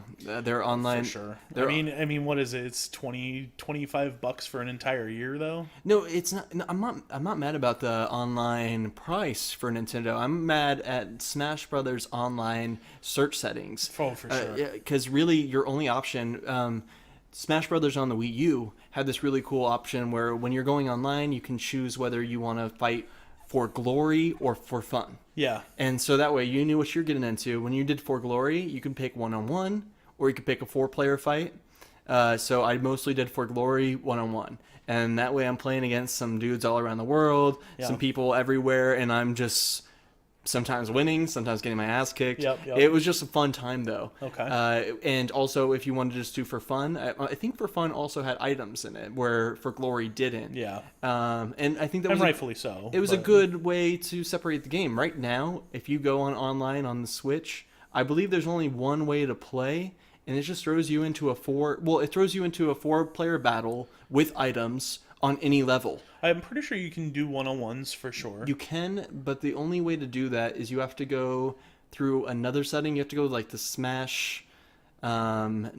It's a weird thing. You have to go to basically a person will create a room and create the settings for the battle. Really? And you have to go and join their room. Okay. And the problem is those rooms, they get lines. Yeah. So it becomes a tournament base. Yeah. Where if you win the battle, so one-on-one we'll fight each other. Yeah. You stay in, then the next person goes. Yep. So I'll jump into one of those rooms. Yeah. But if you just happen to lose that battle, now you're fourth in line. And now you gotta wait. And now you have to wait. And I'm like, yeah, at least I get to see like some other people try to attempt to beat the guy who beat me. Yeah. But it's not the best way to have fun for me sometimes. I just want to keep fighting. Yeah. Well, that's also something I didn't enjoy about that online as well is it's not, you can't invite your friends. You have to be like, text them and here's my room and here's the password for it. And Also, there's no invite function. Also, if I'm playing 2 people at my house and you're playing 2 people at your house on your Switch, we can't play together. Only me and you can play together. So one Switch, you can only play with Switches. So Nintendo's ultimate evil scheme here is they want every person to own their own individual Switch and own their own Smash Brothers game. If you want to play with all your friends online, this is the way to do it. Yeah. This is the only way to do it, really. Yeah, really. Is you have to all have it on your own Switch. Yep.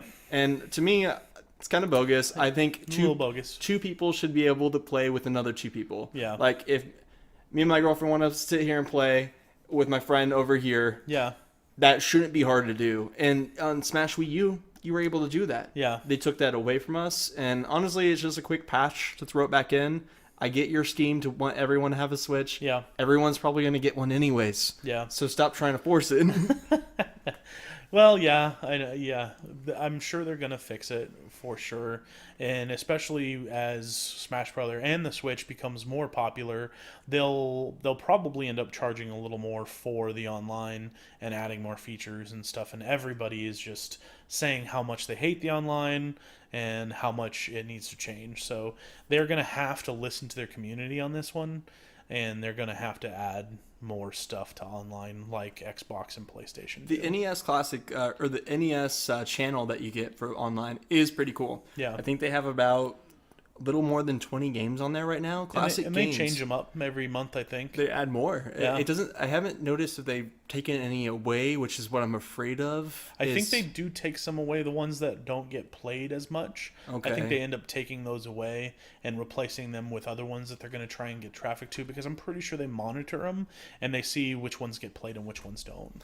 It would be cool if they never got taken away and you just had this growing kept library growing of these yeah. classic games. Like, cause I went through and I played the original Legend of Zelda. Yeah. And I went and beat that again, and I was just like, that was super fun just to play on the Switch in bed. Yeah. I just played that in bed. Didn't get up one Saturday. Exactly. That's what I did all day. Yeah, It was so much fun. And that's one of the greatest parts about the Switch is that you can do that. You don't have to get up and play it on your TV. You can handheld it all day, and that's I love the options that Switch gives me, for sure. It's the best. It's all the Nintendo consoles put into one thing. It's Yeah. the best of the DS, the Yep. best of the 64, the best of like the games of the 64, the availability of the DS, The ingenuity of the Wii Wii U, yeah, or the Wii, I should say. and both. Yeah. Because those Joy-Cons are Wii controllers. Yeah, exactly. You can you don't even have to be. There's no sensor bar. Yep. The system is smart enough to track wherever the location those Off of controllers the- are. I think it's RFID. I can't remember what it's. No, it's infrared. That's right. It's genius. Yeah. There were some people playing Just Dance the other day. Yeah. The way that the system tracks the Just Dance controller, Yeah. to make a really good dance scene, it's crazy. Yeah. Like your system could be backward, sideways. It doesn't matter. It's still gonna know the location that you're facing Yeah. and where the controllers are at, Right. and read that. Yeah, and that was one of the selling points when the Switch came out is the high definition Vibration. vibration and tracking with the Wii U controller, there was more technology that went into the Joy-Cons than really went into the system itself, because the system itself was just taking the Wii U system and putting it into A its tablet. in a tablet, basically. Yeah, It's- that technology was already there, just making everything smaller. Obviously, it was another feat, but their big selling point was their Joy-Cons and all of the new technology that was going in there with the HD vibrations and stuff, and that really comes through with Mario Party.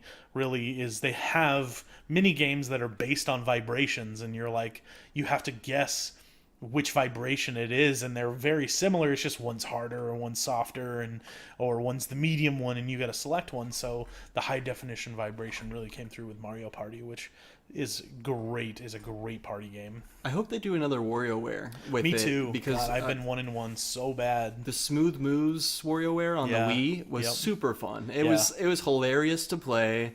The little games that they would come up with, like quick, you gotta pick the nose. Yeah, like or- exactly. And everything was done on the fly and so quickly, and you're like, well, shit, I didn't know I was supposed to do that, and it just creates a fun atmosphere. It's a great party game, and Yeah. and it's almost built where you can only just use one controller and pass it around with friends. Like, Yep. so I would love to see what they brought to the Switch if they did a WarioWare. Yeah, And they have to, they will. they will, I'm sure. It's one of their IPs. They're Yep. gonna throw them all on the Switch. Yep.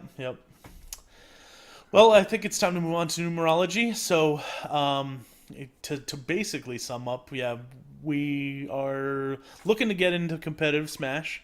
We've made our predictions about the coming up characters that are in the DLC pack. And yeah, the Super Smash Brothers is an amazing game. I think we both agree. It's an amazing game. It's always been an amazing game. And the natural evolution and progression of the game has just gotten better. And the hype around it too. Like before it even came out, I was looking it up almost every day. I was just Yeah. like, "Is there any new news? Is there any new news?" And this is how I am with every new Smash Brothers that's coming out. It's the hype.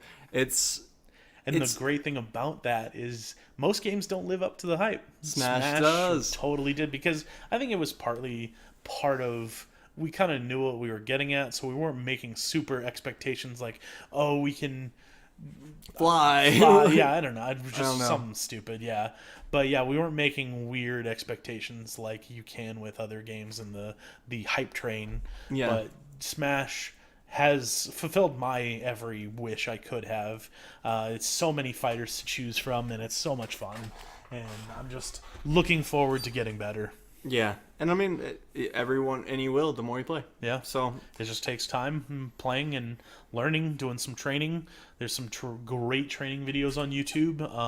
I don't have the person's name immediately off the top of my head, but he's broken it out to beginner play, intermediate play, advanced play, professional play, and then training, and he gives you tips and stuff. And I've really taken to some of those stuff, and I'm slowly getting better.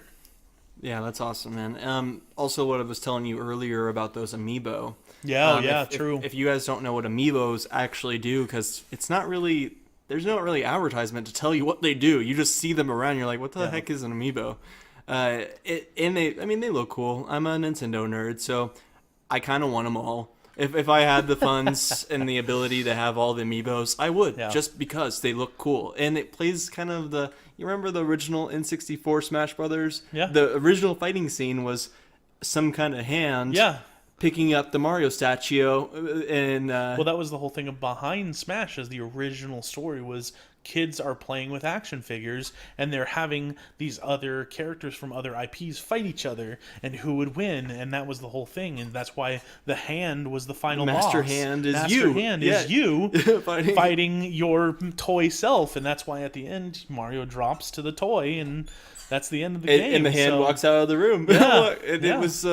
I mean, It was the weird. original premise, so And it's almost stuck with that. Like, I Yeah. think it's just evolved over the years to mean deeper things for the creator himself. yeah. Like Taboo and stuff. There's some fun game theories on it. Search them on YouTube. Yeah. They go over them Okay. about what these progressions through the game, how that original story has evolved Yeah. over the years, and it's still pretty cool. Yeah. Wii U was kind of once it got kind of handed to Bandai Namco, Yeah. I feel like there is no really underlying story anymore. No, it's just the characters fighting. It's just the characters fighting. It's an arcade game now. Yeah. Which is fine. That's what Bandai Namco is an arcade company. Yeah, exactly. Uh, Yeah, they're famous for all of their fighting games. They're pretty much the ones that are doing the competitive fighting games, Street Fighter, Mortal Kombat. I'm pretty sure most of those tournaments and stuff are sponsored by Mortal Bandai Kombat's Namco. Warner Brothers now. I just remember. Oh, you're right. You're totally right. Mortal Kombat is Warner Brothers. Yeah. Warner Brothers. I actually love Warner Brothers. All the stuff they come out with. All those Lord of the Rings games, the Mordor stuff. Oh, for sure. This Yeah. Batman games. Man, it's just...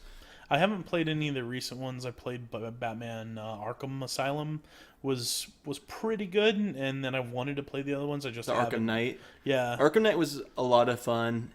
I didn't like how much they made you use the Batmobile. Okay. They put it in there. It would have been fun just to put it in there. Yeah. But they made it a big part of the game where you just had to use it. You basically had to play tanks with it. Yeah. Which was kind of fun. Okay. You got to play tanks like Okay. the original style where you had to face a certain way and shoot down Yeah. the enemies. Okay. It was still Warner Brothers. They're doing it well. I think we're gonna see some more fun games coming from them. A new Mortal Kombat's already on its way. Yeah. Probably Okay. we'll definitely be picking that up. All right. Yeah. I know the new Mortal Kombat's on its way, but I bought Mortal Kombat X and it was good. It was a fighting game. That's a fighting game. That's what makes Smash Brothers different. Yeah. Is it's a party game. It's a party game with a fighting game with some Nostalgia. entirely nostalgia in it. Yeah, all that mixed in. It's your favorite characters from your childhood Fighting each other. fighting each other. Yeah. It's the ultimate dream. Well, I remember in middle school there was kids going oh, I really want Cloud in there. And that was I'm like, man, you guys are thinking far-fetched. Yeah, you're like, well, far. Now, like- and now he's in now there. he's in there. So those kids in your high school are like, I knew it was coming. Yeah, and then Sonic too. Yeah. That was a big rumor for Melee. It was Really? It was if you can be, it was it was part of training. It was the multi-man training guys. Mm-hmm. There was a mode called Cruel Mode. Okay. And I think it was something if you can defeat 20 of them or something like that, you unlocked Sonic and Tails as a character. Okay. And there was one of the menu icons kind of made it look like Sonic was in the game. Yeah. So people made this huge rumor, and it lasted years. Really? And until people finally were able to beat the Cruel Melee and nothing would unlock. Oh, wow. So it was Yeah. it was a really good game rumor for years. Wow, yeah, and I'm sure once that person got there, they're like, what the hell, developer? And they're like, we didn't say anything about that. No, it was all based on Rumors. And, rumors. I remember and conjecture. I remember Melee on one of the icons when you were going into one of the fighting screens, it looked like Mew was there. One of the Oh. characters looks like Mew. Yeah, So it was was Mew in this game? yeah. What? Like, holy crap. Yeah. I mean- James Bond was actually supposed to be in the original 64 one. What? Yeah. From GoldenEye, I assume. Yeah. He was supposed to be in there. I'm glad they didn't, honestly. Same with Bowser. Bowser was supposed to be in the very first one. Wow. Got cut before production. Huh. So Interesting. Well, I'm glad they didn't put James Bond in there, because that would have been awful. yeah, That would have been... I mean, they have Snake in there now, though, so I'm sure it's not Yeah. super far-fetched anymore, but... Mario, the original Super Mario Bros. He was supposed to run around with a gun. Yeah, I remember that. He Yep. was supposed to- that was what the original thought was. Yep.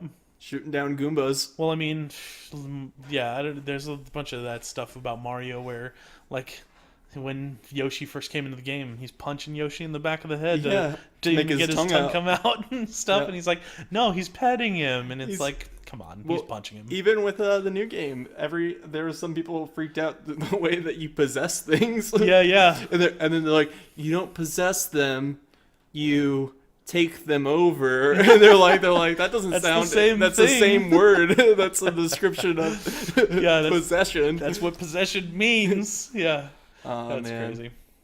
But yeah, we can progress, and you kind of wanted me to go talk Yeah, to you a so- little bit about numerology. Yeah, I'm very intrigued by numerology because I never really was huge into the zodiac or anything like that. It's cool every now and then to go look, but it's very Generic, so it never, like, you could read all of the zodiacs and kind of fit yourself into that box, but I do and don't at the same time like the whole labeling thing. Like, I'm an Aries, so I'm, Passionate, I'm passionate yeah. and heroic, and I'm the knight. I struggle with this, of course, because I'm an Aries. Because I'm an Aries, and it's just like, no, that's just you being a jerk. It's not. It's almost a way to brush off responsibility for things. Also, yeah, it's a way to brush off. Also, to identify yourself instead Yeah. of like taking a good deep look at yourself. It's Yeah. like a good way of just like, oh, Well, that's I'm this of because me. I'm this. Yeah. But what intrigues me about numerology is it's backed by math. It's interesting. I was talking to Wes last week about some stuff I know about numerology, and he brought it up Yeah. like, oh, we should do this on the podcast. Yeah. And so that's why we're kind of talking about it. I know Yeah. it's not really video game related, but we're going to throw it in there because honestly, That's why we're mostly games. what are video games? They're made of code. Yeah. What is code? Numbers. Yeah. What is, I believe, so I'm kind of have to reveal something about myself here, is I'm a bit of a mystic. I believe that life is very interesting. I'm not very religious. I'm kind of spiritual, where I believe something's going on somewhere. Sure. I'm not going to try to know what it is. Yeah. And I think some ancient religions might have, I think ancient cultures might have understood the universe a little bit more than we understand now, because now we have smartphones, we work full-time jobs. These were people who tracked the moon, looked at the stars. So that's why when you have these things like horoscopes, zodiacs, these are all based on the stars. And if you were born under this star or constellation, they thought that you had these attributes of that legend. Yeah. And the thing is, like I said, I agree with you, where zodiacs for me are a little hit and miss. Like, I don't like my zodiac. I'm a Capricorn when it comes to horoscopes. Sure. And what's kind of funny, though, is a few years ago, NASA recalculated where all the stars are now. Yeah. They reattributed the dates to where the constellations are now. Yeah. And they actually realized, oh, wow, these are off. These are way off, And yeah. it makes sense because, those were made 2,000 years ago or so was when those horoscopes were assigned. Yeah. We've moved in the solar system since then a little bit. Exactly. Like, that stuff happens. Yeah. So We've moved in the universe. We not moved- even yeah. just the Yeah. solar system. Is our galaxy is flying through space as well. So, ever changing. Yeah. It's ever changing. And before we get into what yours and I's numbers are, let's go ahead and go over what the numbers are. So, like, how many are there? We'll totally go through all of that. Yeah. But one thing I wanted to say first about that zodiac thing. Oh, sure. Is so they added the new zodiac Epiphycus. Yep. So what's interesting though is I moved from being a Capricorn into being a Sagittarius, and I actually like the Sagittarius for me better, even though this goes into like picking your box, picking like what attributes. But Sure. Sagittarius is the kind of person who just wants to chill and think about big picture stuff. Yeah. Where the Capricorn wants to go to work. And he's kind of the workaholic, you know. If you read any horoscope for the Capricorn, like, try not to work too hard today. And I'm like, don't worry, I wasn't planning on it. So that's why it never fit for me. But now the Sagittarius does. So I'm like, oh, that's interesting. So the real calculation of the stars of where I'm at does work. But these people who are really into horoscopes, the people who've followed this their whole life, the ones who are writing these descriptions, they hate the NASA way. Yeah. Because they have the tattoo of the Aries on them. Yep. And they're like, crap, now I'm not an Aries anymore. Yeah. No, this is wrong. This is wrong. Yeah, this is wrong. NASA's wrong. NASA's wrong. And I mean, to each their own. The mysticism is what it means to you. Yeah. And I think that's what is really important to your reality as a human. Yeah. We have these big brains. We're these animals with these big brains, and we can assign meaning to things. Yeah. So what we're assigning meaning becomes a truth of our reality. So if you want something, like if you're searching for something and a zodiac gets you there, good. That works for you. Yeah. So numbers work for me better. Yeah, Because I I agree. understand, I almost kind of feel like the universe is built up in code. Yeah. Like there's almost a secret code of numbers that There's math to everything, like literally everything you could apply math to. definitely. That's why I find it also intriguing. I haven't looked into it a whole lot. I wanted you to kind of tell me about it a little more Exactly. over this podcast. So I haven't really looked up a whole lot of things about it, and what it means to me is to be what the number I am. Exactly. So go ahead and talk about it a little bit. Okay. All right. So numerology is first. Let's go to its origins. It's about as ancient as zodiacs.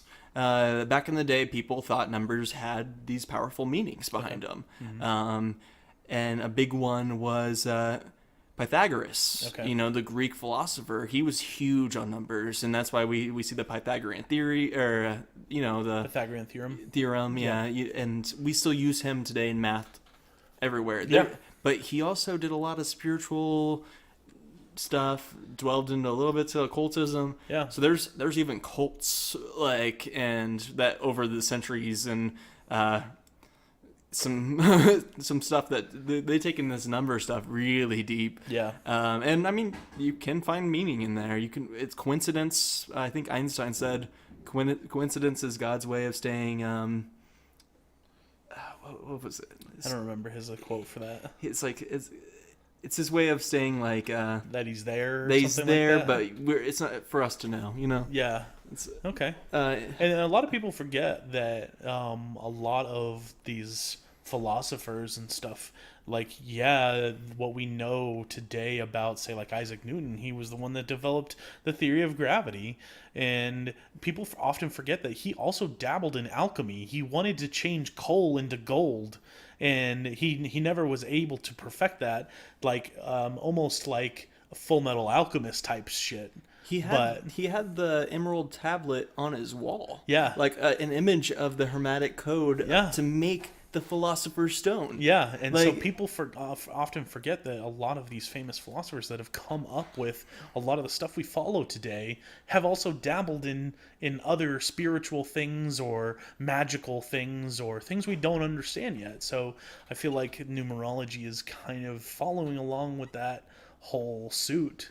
So Well, yeah, and it's funny. When you start playing around with these numbers, you're going to start finding these coincidences. You're going to start finding, like, even just regular words. So let's go into what numerology is. It's this ancient thing where you assign numbers into a singular digit. okay, So once you assign something into a singular digit, that's what its personality, what its kind of purpose, what it means, what its attributes kind of are. Okay. So a big part of numerology is, like I said, single digits.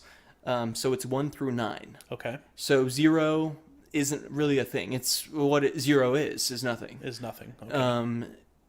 And 0, I mean, was invented as a placeholder kind of thing. So Well, to my understanding, 0 was invented for commerce and merchants.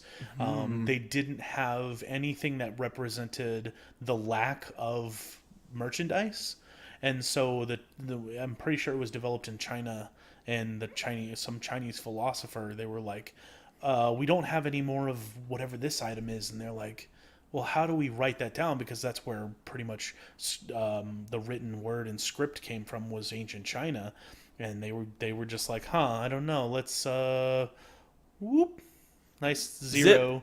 Zero, and hey, wow, Zero. that's a perfect representation of nothing. It's a border with nothing in the middle. So I'm pretty sure that's like the general etymology of 0, but I could be wrong. That's at least from some documentary I heard, I'm sure. So yeah. but anyways, so And 0 I mean, is nothing. To go into this podcast we're not experts here, guys. We're not claiming to be experts. I'm not trying to say I know anything about anything. Honestly, that's a big thing. Yeah. I feel like people mess up on is pretending like they do. Yeah, But sure. this is what I know. This is like a wiki, I guess. A wiki Yeah. written by us right now. It can Yeah. be completely wrong. Yeah. Take what you want from it. Study it further. Do what if you find it interesting, you do. Yeah. Like that's what I did. So I mostly started looking into it a few years ago.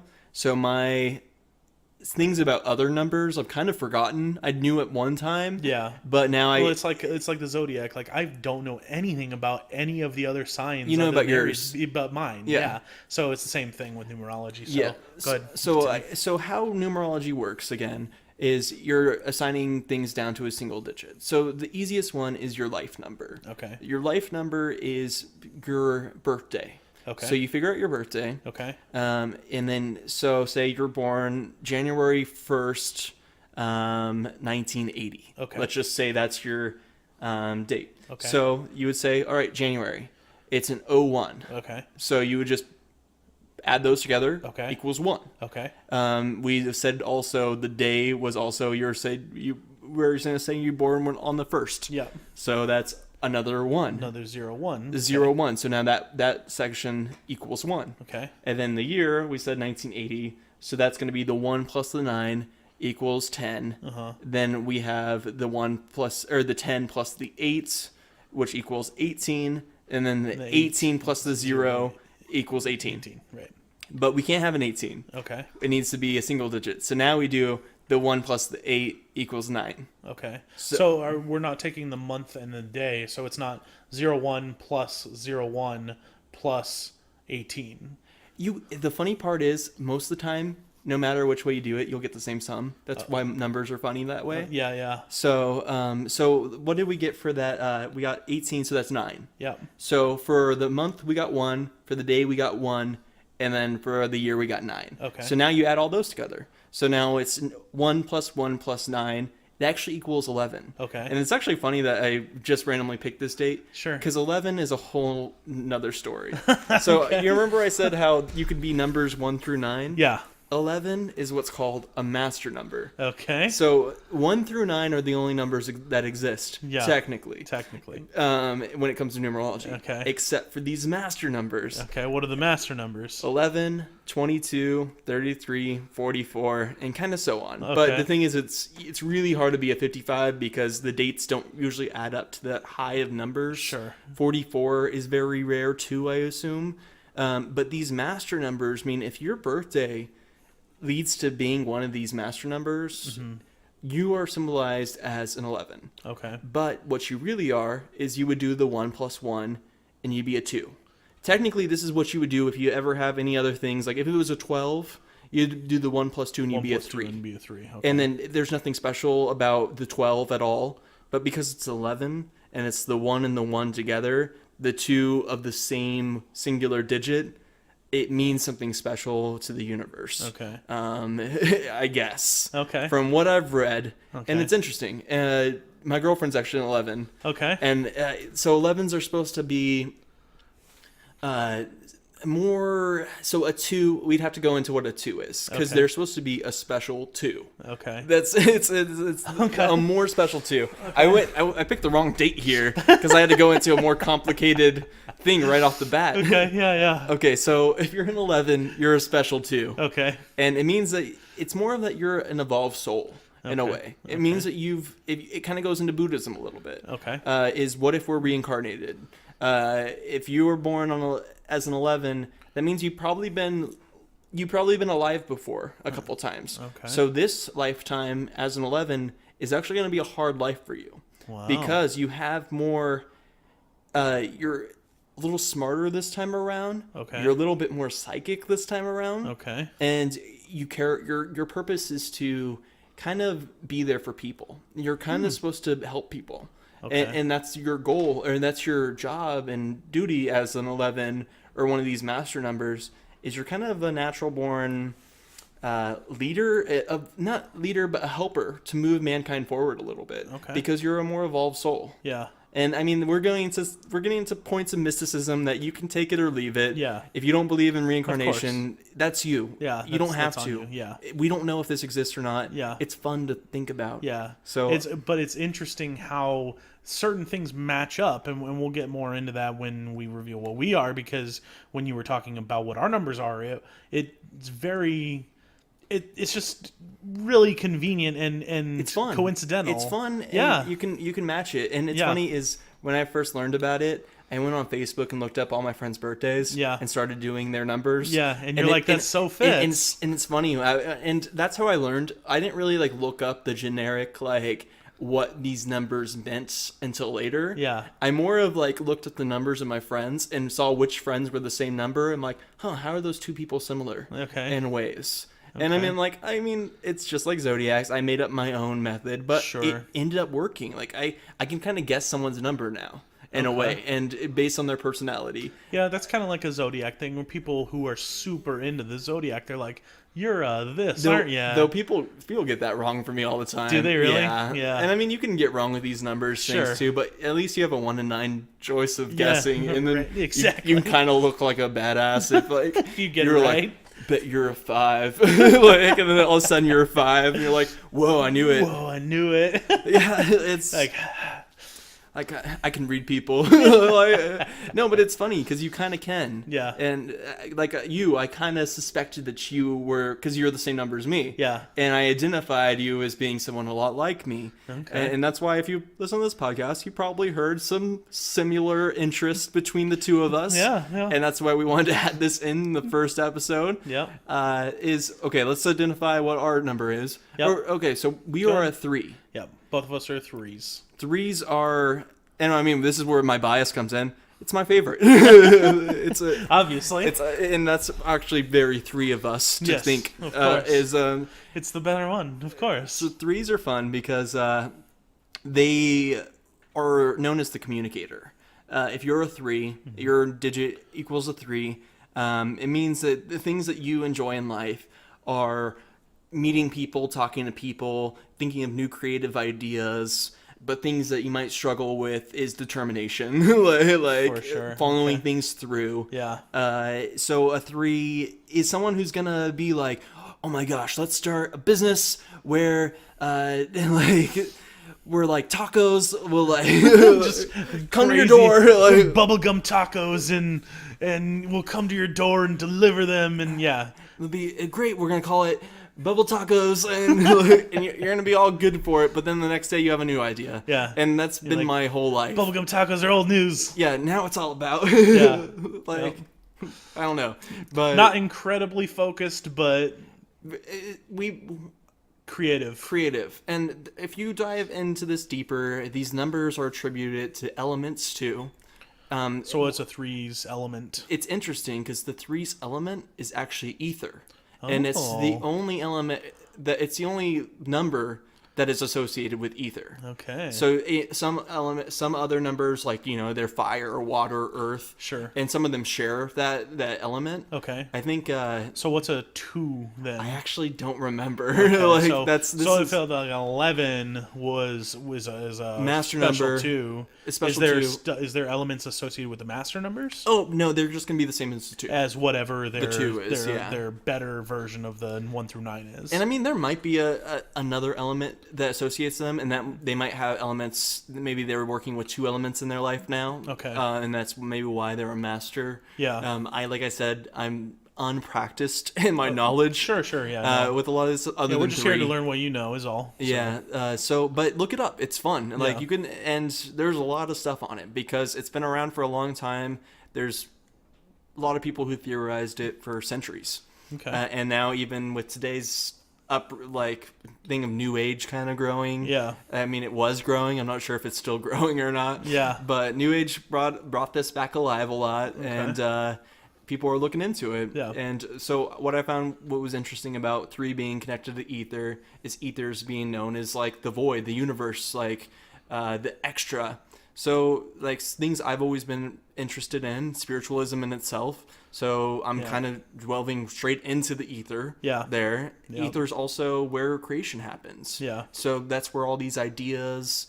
A big part of being a 3 is also art and music. Oh yeah. 3s are always going to be super fascinated in diving into music and art, and writing and acting. Like if you want to be an actor, like that's usually a 3 kind of personality. Yeah. Usually the ones who make it are 1s. Yeah.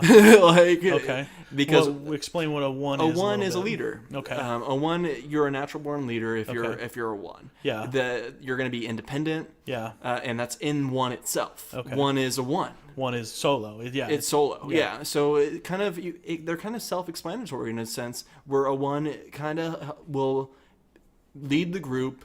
They'll always be the first to like kind of been like, oh, we should do this, and it's not something that a lot of people will dispute either. They're like, okay, Yeah, that's a good idea. yeah, let's do that. All right. And if you know a 1 in your group, you're like, do your friend's numbers, try it out. I dare you, like try it out. Yeah. Find out who's the 1 in your friend group, and I bet you they're the one Who always suggests things, who always driving- who's leading the group Yeah. to go do something. Yeah. Okay. And something interesting you said to me when we were talking about this at the party was how both you and I kind of surround ourselves with, I think it was 5s, you said? You in particular surround yourself with 4s. With 4s, okay. What is a 4? A 4 is a teacher. Okay. A teacher is we're kind of skipping around here, guys. Yeah, But yeah. if you're more interested in a certain number because it's yours and we're skipping over it, sorry. Look it up. Look it up, Yeah. or try to take some meditation time. Like just use your mind and think. What are you? What are you? Like Yeah. you don't look it up and say like, oh, these are the things that this number is.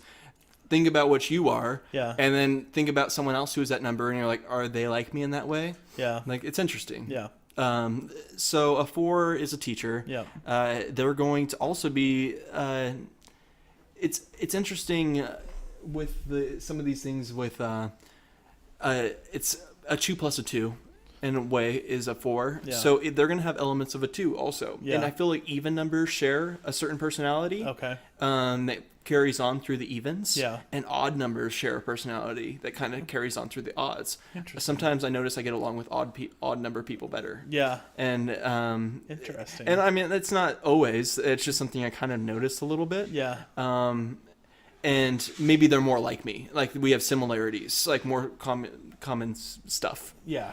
But that's why I said you most of your friends are 4s. Yeah. Which I find that really interesting but a 4 is someone who's going to know knowledge. They're naturally going to know the best way to do something and not ever kind of been taught it, Yeah. but willing to teach you. And they're going to teach you in a way that it's not like putting you down like, you idiot. Like, this is how you do it. Yeah, yeah. It's just like, oh, you should probably do it this and this and this. You're like, Yeah. why didn't I think of that? Yeah. like, oh, wow. Yeah, and see, that's very intriguing because, yeah, I am always thirsting for knowledge. I'm always after learning things. Learning things is huge for me. And if I'm surrounding myself with people who are willing to Teach you. to teach me or give me advice on how to learn something, that's very intriguing to me. So It's also, I've looked into things of like what numbers get along with other numbers and stuff. Yeah. And what numbers you don't get along with. It was interesting that no one's least favorite number or like the number like they should avoid is a 3.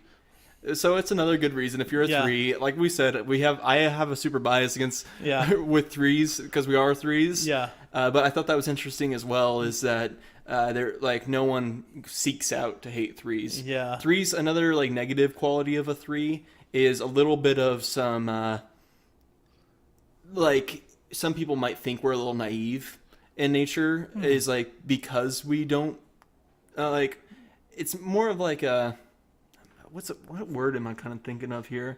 Not like you could be kind of illiterate, or like not really illiterate, Ignorant? like not really ignorant either. It's kind of like you might not know something, and it might bug someone that you don't know it. Interesting. It's a weird thing. You can also be kind of inappropriate as a 3. Like you'll make a joke that you probably shouldn't have made, but you thought it was funny. I do that all the time. And then you're like, oh, sorry, I didn't mean that. So Depending on the situation, I will apologize, but sometimes Yeah. I think I just say things or say jokes that I think are funny to me, but not necessarily funny to other people. it's part of the communication. We just Yeah. like to talk. Yeah. We just like to talk. That's where we're doing a podcast right now. Yeah. We like to talk. We like to talk. So let's go through a couple other numbers. 2 Sure. is kind of the what what did I say a 2? What I think a 2 was.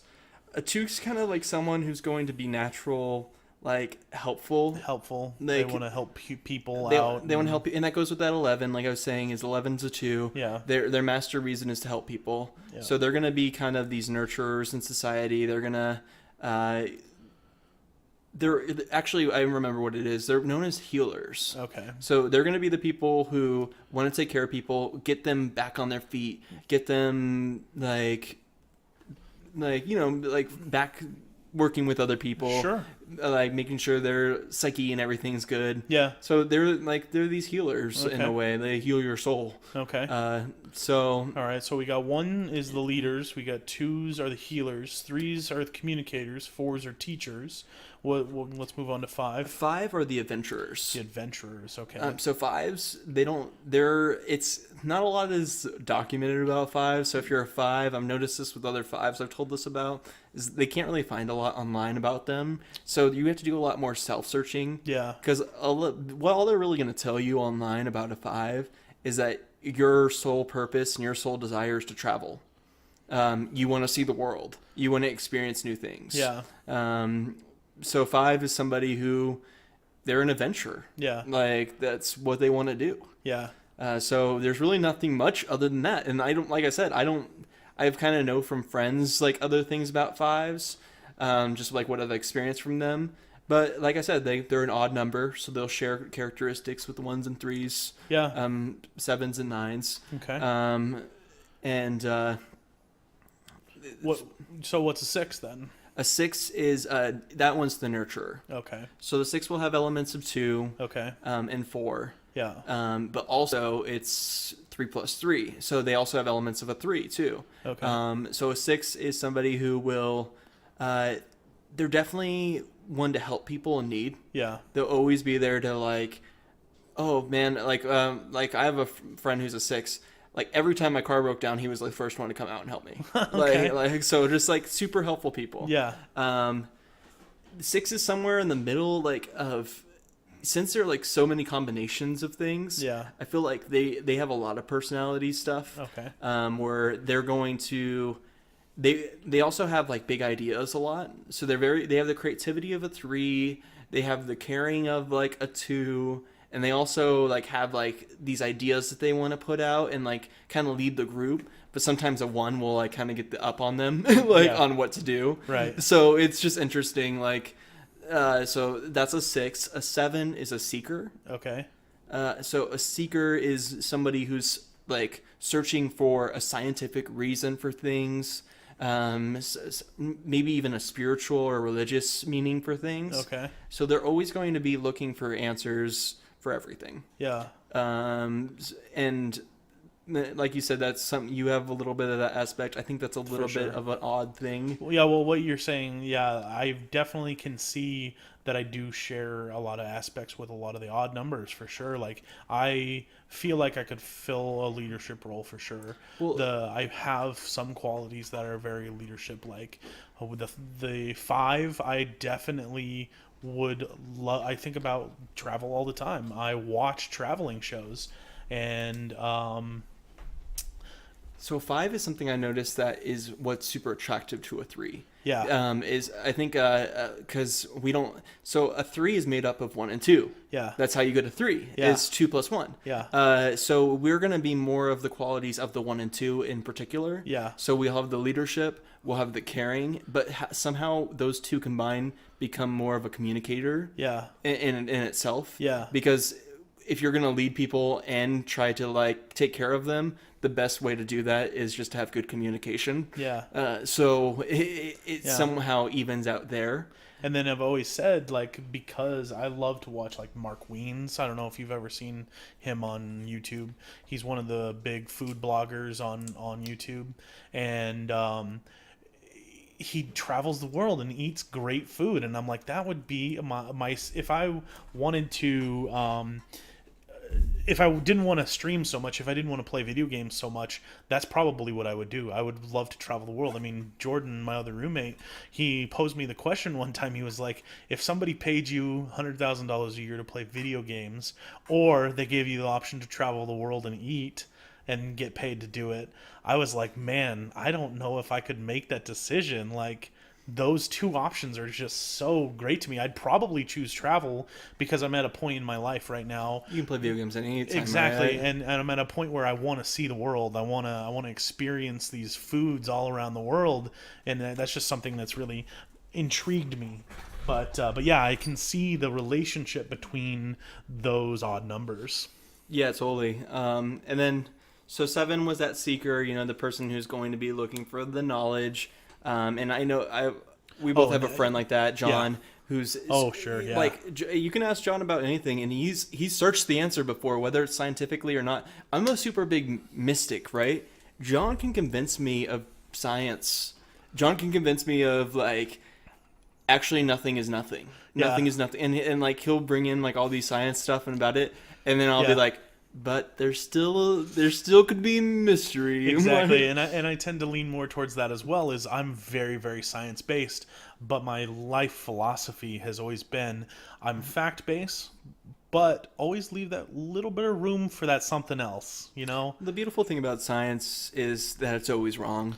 Yeah. Is always changing. 100 years from now, we're going to understand that the science we know now Yeah. is somewhat wrong. Not like the laws, of course, of like full on science, but certain things that we know now, are we're going to realize they're only for that situation. Yeah. And it's ever changing. As we get to space, our science is going to be completely different. Yeah. It's a liquid, and It's very fluid. it changes with what we know. Mm-hmm. So, and that's the beautiful part about science. But yeah, the seekers are going to be the ones that that's what they focus on. And also religion. They might be, if you're also a 7, you might be like super into understanding the deeper meaning of a certain religion. Like, okay, I see. So you could be kind of either or somewhere in between there. Yeah, just an information sponge, basically. Yeah, you're just gonna sponge in whatever you can learn. Okay. And 8 is what's known as a powerhouse. Okay. It's I feel bad for 8s too, because there's not a lot of good things to read about 8s. Like, because it's always like that you're kind of pushy. You're kind of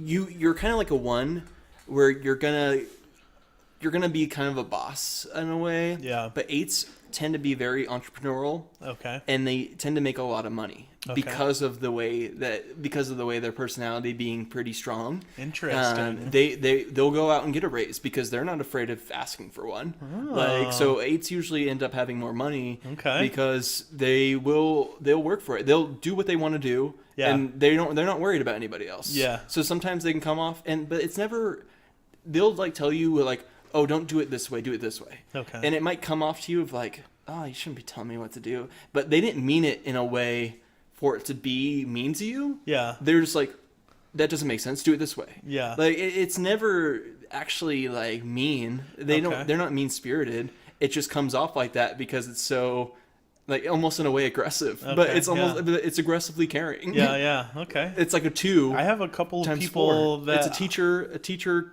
caretaker. Okay, yeah.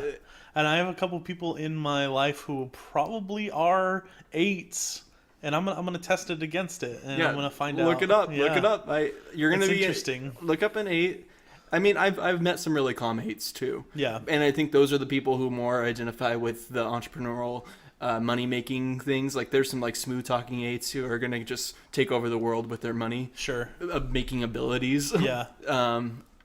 And that's pretty much an 8. Like, but if careful 8s, like, because when you look online, you're gonna read some stuff you don't like about 8s, and I don't know why there's so many bad stuff written online about 8s.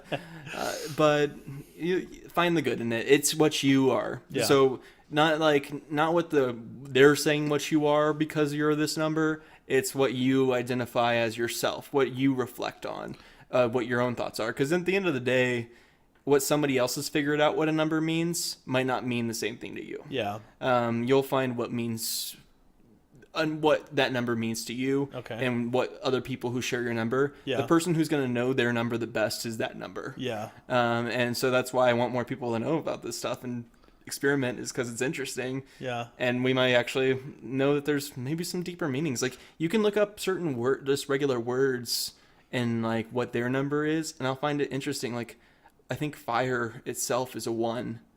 Like if the word fire equals 1 or something, or it equals like 11, or Okay. like some of these like words that are like really strong to our culture Yeah. and life Okay. end up being these powerful numbers that kind of attribute to them well in the character of that person. And it's interesting. So, I mean, once you guys start playing around with this, if you're interested in all, you'll find some coincidences that are like, whoa. Yeah. Yeah.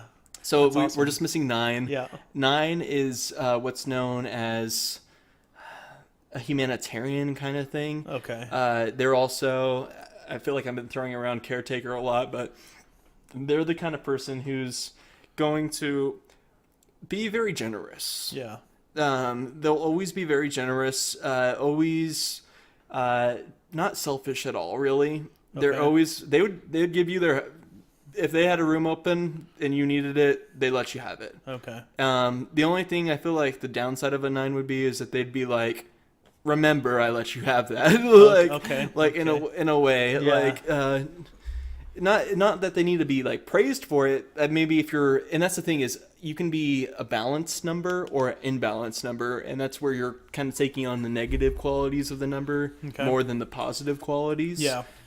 So I mean, and you can be an amazing person at any number. Like you can rule the world at any number. Yeah. like it doesn't matter It's your just number. certain attributes that you take on that are more prominent than the other numbers. Mhm. Yeah. Yeah.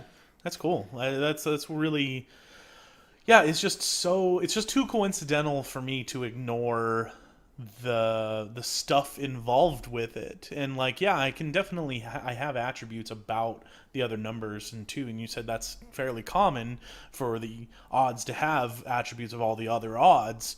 And it just It's all math. Yeah. It's all weird math, spiritual math.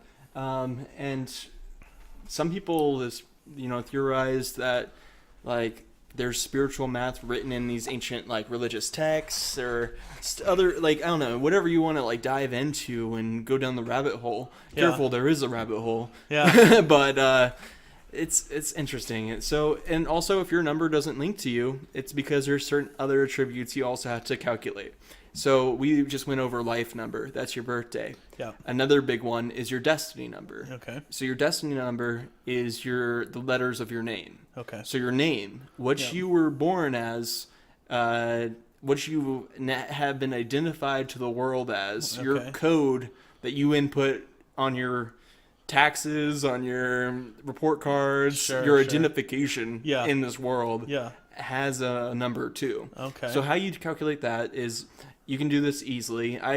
There's different ways, different cultures calculate numerology different ways. Okay. I do a very easy way Okay. where you just literally write 1 through 9 on a piece of paper in a line. Okay. So just do 1, 2, 3, 4, 5, 6, 7, 8, 9. Yep. Now underneath 1, put A. Underneath 2, put B, and so on.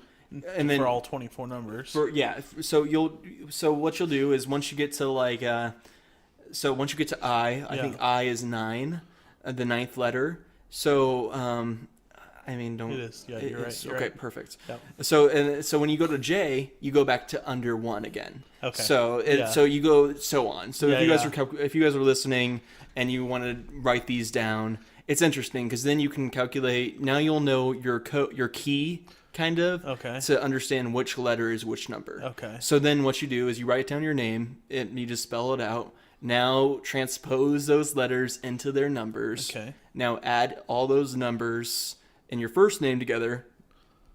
And now if those are, say that equals 23, Yeah. now you do the 2 plus 5. Now your first name equals 5. Okay. And then you do your middle name and then your last name. You calculate those all together, and then that will equal and then you'll have those 3 numbers. You'll put all those 3 digits together. You'll have your destiny number. Okay.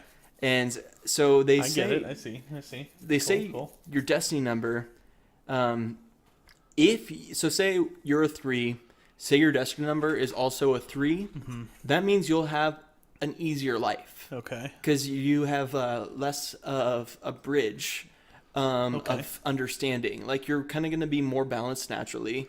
You're gonna be the pure true number of what you're dealing number with. is. Okay. And you won't have as much of the challenges and so on. So usually if your number is, so my life number's 3, and my destiny number is 11 actually. Okay. So my bridge between those is 8. Yeah. So what that means is the issue I have in life is I have a pretty big bridge. So I'm going to be missing some of the characteristics of an 8. And that's how I kind of figured this out as. Some other people might have other ideas for what the bridge number is. Sure. So the things I'm going to be missing out on is kind of that pushy go-getter attitude of an 8. Okay. And as a 3, that could be kind of hard to be missing out on. Yeah. Because as a 3, you're already you have all these ideas and you're not the most ambitious. So if I'm missing out on that extra Here we go. Here's an online age calculator for numerology. So you can find these online. A lot of them won't have an input for your middle name, I've noticed. Okay. So that's why I don't recommend. I recommend doing your own. Yeah, see if you can do your middle name.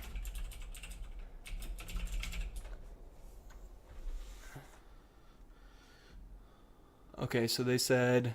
Yeah, it totally did in my middle name. Oh, sweet. Okay, so they said you're 59? Is that what they're saying? My destiny number is a 5. Okay.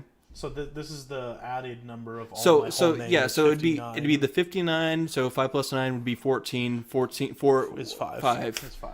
So that's why you said you like to travel, right? You had said that beforehand. Yeah, like that 5. would be something that I really wanted to do. Yeah. So that's interesting. See how that's so coincidental. It's just hard to ignore. Isn't that crazy? Yeah. And so how I kind of see it is your life number is the path you're on. Okay. So it's the road you're going down.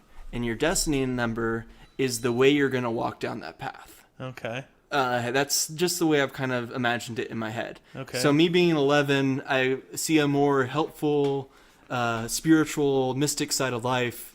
And then I walk down that path as a 3. So using those... So does that mean that since my number is a 3 and my destiny number is a 5, my bridge is 2? Your bridge is 2. So I'm going to have a lot of characteristics from 2? No, that means you're kind of missing 2. Some character. Which is the healer? It's more of like you might have already figured them out. Okay. That's the thing is sometimes if you're in a bad space in life, like you're not like exactly happy, it's the idea is to look at your bridge and see what you can work on. Okay. And you can find these better people who've spent their whole lives doing more of this stuff. They'll have better descriptions on what to do with your bridge number once you calculate it. Okay. But how I've kind of come to understand it is take the number of 2, what those strengths are of that number. Yeah. And those are going to be your challenges in life. So the strengths of that number that your bridge is going to be the things that's going to be a challenge for you to get over. Now, where you are in your life, who knows if you might have gotten over those things when you were a kid. Sure. So now you've already kind of balanced yourself. So what would it mean, my bridge being a 2 then? So in general terms, what would that real mean? Well, it'd be like someone who kind of puts other people before them. That's what a 2 would do. Okay. So maybe that's something that you might have trouble doing is kind of more of like caring about someone else's mental state more than yours. I do have that disconnect between. I don't want to say like it's a disconnect with my friends. It's more of a disconnect against humanity, I guess. Strangers, people you don't know. Why should you care? I could not care less about strangers, unfortunately. So, and that is something I do need to work on. Every time I see like a bum or something, I'm like, hey, he's up to something, or he doesn't need help, or he should go help himself, type of thing. See, I dive into the more Buddhist thought of that is. Buddhist thought is that we're all actually part of the same life force. Yeah. And when you see someone like who's a bum, you're more of that's a part of you who's living as a bum, and that's kind of how Buddhists see it. Okay. So it's not really their job to go out and directly help him. Yeah. But they understand his suffering. Sure. They understand his suffering, and they understand that could be them. and technically it is a part of them because of the shared life force or whatever. Yeah. And if you guys are Buddhists, I'm not a full-on Buddhist. Yeah. I just kind of know some parts of Buddhism. Yeah. So like, if that's not what you guys do, I'm not trying to say I'm a master at Buddhism. Yeah. It's kind of how I see Buddhist ideals. Yeah. Is kind of seeing yourself as the Buddhist, putting yourself in his shoes, or not the Buddhist, the hobo, the homeless man. the homeless man. So understanding his struggle, Yeah. because that's what Buddhism is understanding people's struggle. That's what life's about. Life is Yeah. struggle. Once you get over the struggle, you're enlightened. Yeah, and I suppose I feel like because I haven't overcome my struggles in my life that I don't care about other people's struggles. Yeah, So, and that's Buddhist in itself in a way. It's almost like I can't help anybody else until I help me. correct. Like I can't. How can I fix anybody else if I'm broken? Yeah. That's a big part of Buddhism. Yeah. That's deep, yo. It's there's some true aspects of it, but sometimes you're not as broken as you think. Yeah, you over accentualize it. Yeah. Yeah. So I mean, that's why you can take mysticism with Yeah. take it as you want, because you can live your life without it. You don't need it. It's there if you want it, and it's there for people who are searching for it. I'm just the type of person who I'm looking for meaning always. Yeah. I'm this little creature on a rock traveling through space. Yeah. And I'm trying to figure out why. Yeah. Like, because to me, like, just because that's happening, Yeah. that's not a good enough reason for me, honestly. Like it's happening, and some people can just accept that. Yeah. I'm I thinking, can't accept I'm that. thinking there's a bigger meaning for it. Yeah, like for sure. And I'm not. And one thing is, a lot of people can get cynical and be like, "Oh, we're just a speck of dust, and time will never remember anything. Like they won't remember humans. Like humans are just these dumb things that never exist." I'm like, nah.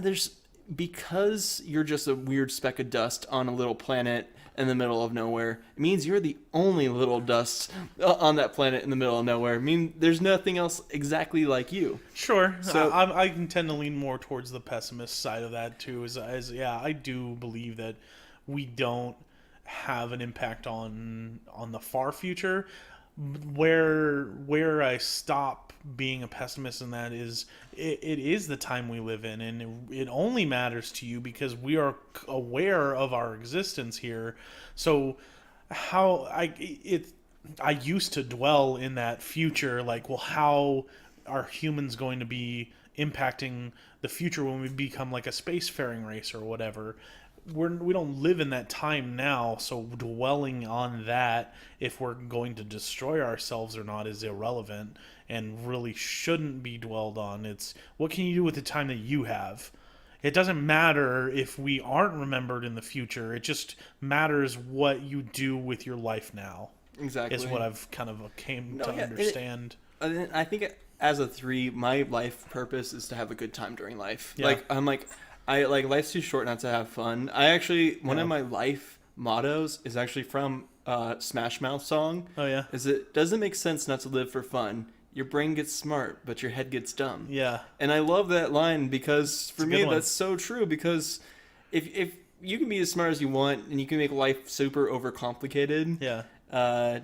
But you could be super smart, but you don't know how to have fun anymore. Maybe, Yeah. like maybe you don't laugh at the stupid comedy slapstick stuff. Yeah. Because you're like, well, this is just stupid. Yeah. But I'm like, no, it wasn't meant to be Yeah. educated. It was slapstick. Like, Yeah. And I think I share a very similar outlook and philosophy on life, but my philosophy tends to be a little more serious. But because I already know and understand that the comedy part is what makes it worth living, because I'm going to be a child for the rest of my life. I'm going to play video games. I'm going to buy toys until I'm dead. And but my philosophy is more of a serious. So more of a serious one. So where I get my philosophies is I've kind of adapted them from a movie, from Kingdom of Heaven, where the part right at the end where the main character asks the Muslim guy who's invading Jerusalem, he's like, "What does Jerusalem mean to you?" And he goes, "Nothing." And he turns around and walks away. And as he's like, "Well, that doesn't help," he immediately turns around and goes, "Everything. It means everything to me." So my kind of life philosophy, I kind of adapted it like that. Well, what does life mean to you? Well, it means nothing, and it means everything to me at the same time. So it's about finding a happy medium for me of keeping this seriousness that death is inevitable, and you could dwell on death is inevitable and that life isn't gonna matter when you're dead and nothing's gonna matter when you're dead, but it matters what you do with your life as you're living it, which is where that balance comes in for me. So that's why I say the fun part is the part where it is just everything else that includes on that one side of things of you have to make it matter now. Right. So life is interesting, man, and that's the thing is all of us here on this planet don't know anything. Like Yeah. there's and that's the thing is I get mad at. I'm not saying it's wrong to be religious, but I think the problem with people who are overly religious is they make it a universal truth for them that this is the only way, end all be all. and that's what causes wars. Is if one guy is saying this is the only way, and the guy's like, no, you're wrong, this is the only way, and they're willing to fight for that. Like, I think have at least an open mind enough to say, hey, I believe in this, and because it makes sense to me. I could be wrong, but I'm willing to die knowing I'm wrong for this. Like I'm cool with this being my thing. You do you though. Yeah. I don't care what you believe. Yeah. I want to do this. But the problem with a lot of these religions is like, no, you have to believe because this is the only way. Yeah. Everyone does. Yeah. And it's kind of... And their mission is to make people believe, and if they don't, Well, they're gonna have that eternal damnation. There's doom involved. A lot of these religions today, they're doom religions. At the very end, there's going to be doom. I don't like to think about doom. That's why I'm more mystical. I mean, technically, isn't that what Buddhism is about? Is the acceptance of death, and in the end, and that's what makes life more beautiful. In the end, is that it is at one point going to end. Yeah, well, yeah, life is suffering, and that you're going to keep living it until you realize, like, how to get away from it. I always my kind of weird take on Buddhism is, I like to think the universe is a God force in a way. Oh yeah. Like it's not really like there might be an intelligent force in the universe. It's not going to do much divine intervention because it wants the universe to go its natural path. Mm-hmm. And I think that might be our natural evolution at the end. Yeah. Is just to become so evolved that we're just pure energy again. Yeah. Like, because if you just believe in energy, like that's all you have to do to start your open-minded quest. Yeah. Is accept that energy exists. Yeah. Accept that us humans, there's some kind of energy within us. Yeah. And there's some kind of energy within all living things. Yeah. And that energy is shared, like, universally. I totally agree. So I think our next step, I was talking to this with a friend. We're on the brink of nuclear war. Yeah. Like, right? And I think that's a big step of our evolutionary process. I think for any if there's any aliens out there in the universe, which I'm sure there are. There has to be. Intelligent or not, there's got to be other aliens somewhere. But I'm even saying intelligent. Why the heck not? Like, because if you think Sure. about it, we're on a spiraling arm of the Milky Way galaxy. Yeah. That means, since we're on the spiraling arm, that means we're relatively new. Like, because we're just on the branch of this thing. Yeah. If you go up that arm more, that thing's billions of years older than our solar system. So to think that we're not, or that we're the intelligent one, or the only intelligent ones, I just think is prudent. So I mean, we don't understand anything like that. Well, I mean, there's a ton of theories on all this stuff. There is a theory that says, well, what if we are the first ones? What if we are the first spacefaring race? It'd be possible, but Yeah. but I just think it's equally as possible as that. Yeah, of there's course. thousands more. I don't deny that at all. And Yeah. whether they've been here or not, that's also, there's multiple realities even. Like, Yeah. say one reality, we're Star Trek reality. Yeah. Like that's our near future. Yeah. Is that all these other creatures are just waiting for us to get up there so Yeah. that we can join the Space Federation of politics and Yeah. whatnot. Yep. But other than that, like if we're not, what I think is our big step of this evolutionary step where humans are. We all have nukes pointing at us. We have the power to destroy the planet we live on. Yeah. Basically, we have the power just to end ourselves. Yep.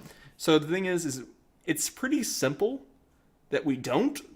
Like, isn't that like a pretty simple thing? But like once you're a big political leader and you're something, for some reason you have this big theory of like, I think you have your own depression. You have everything you want.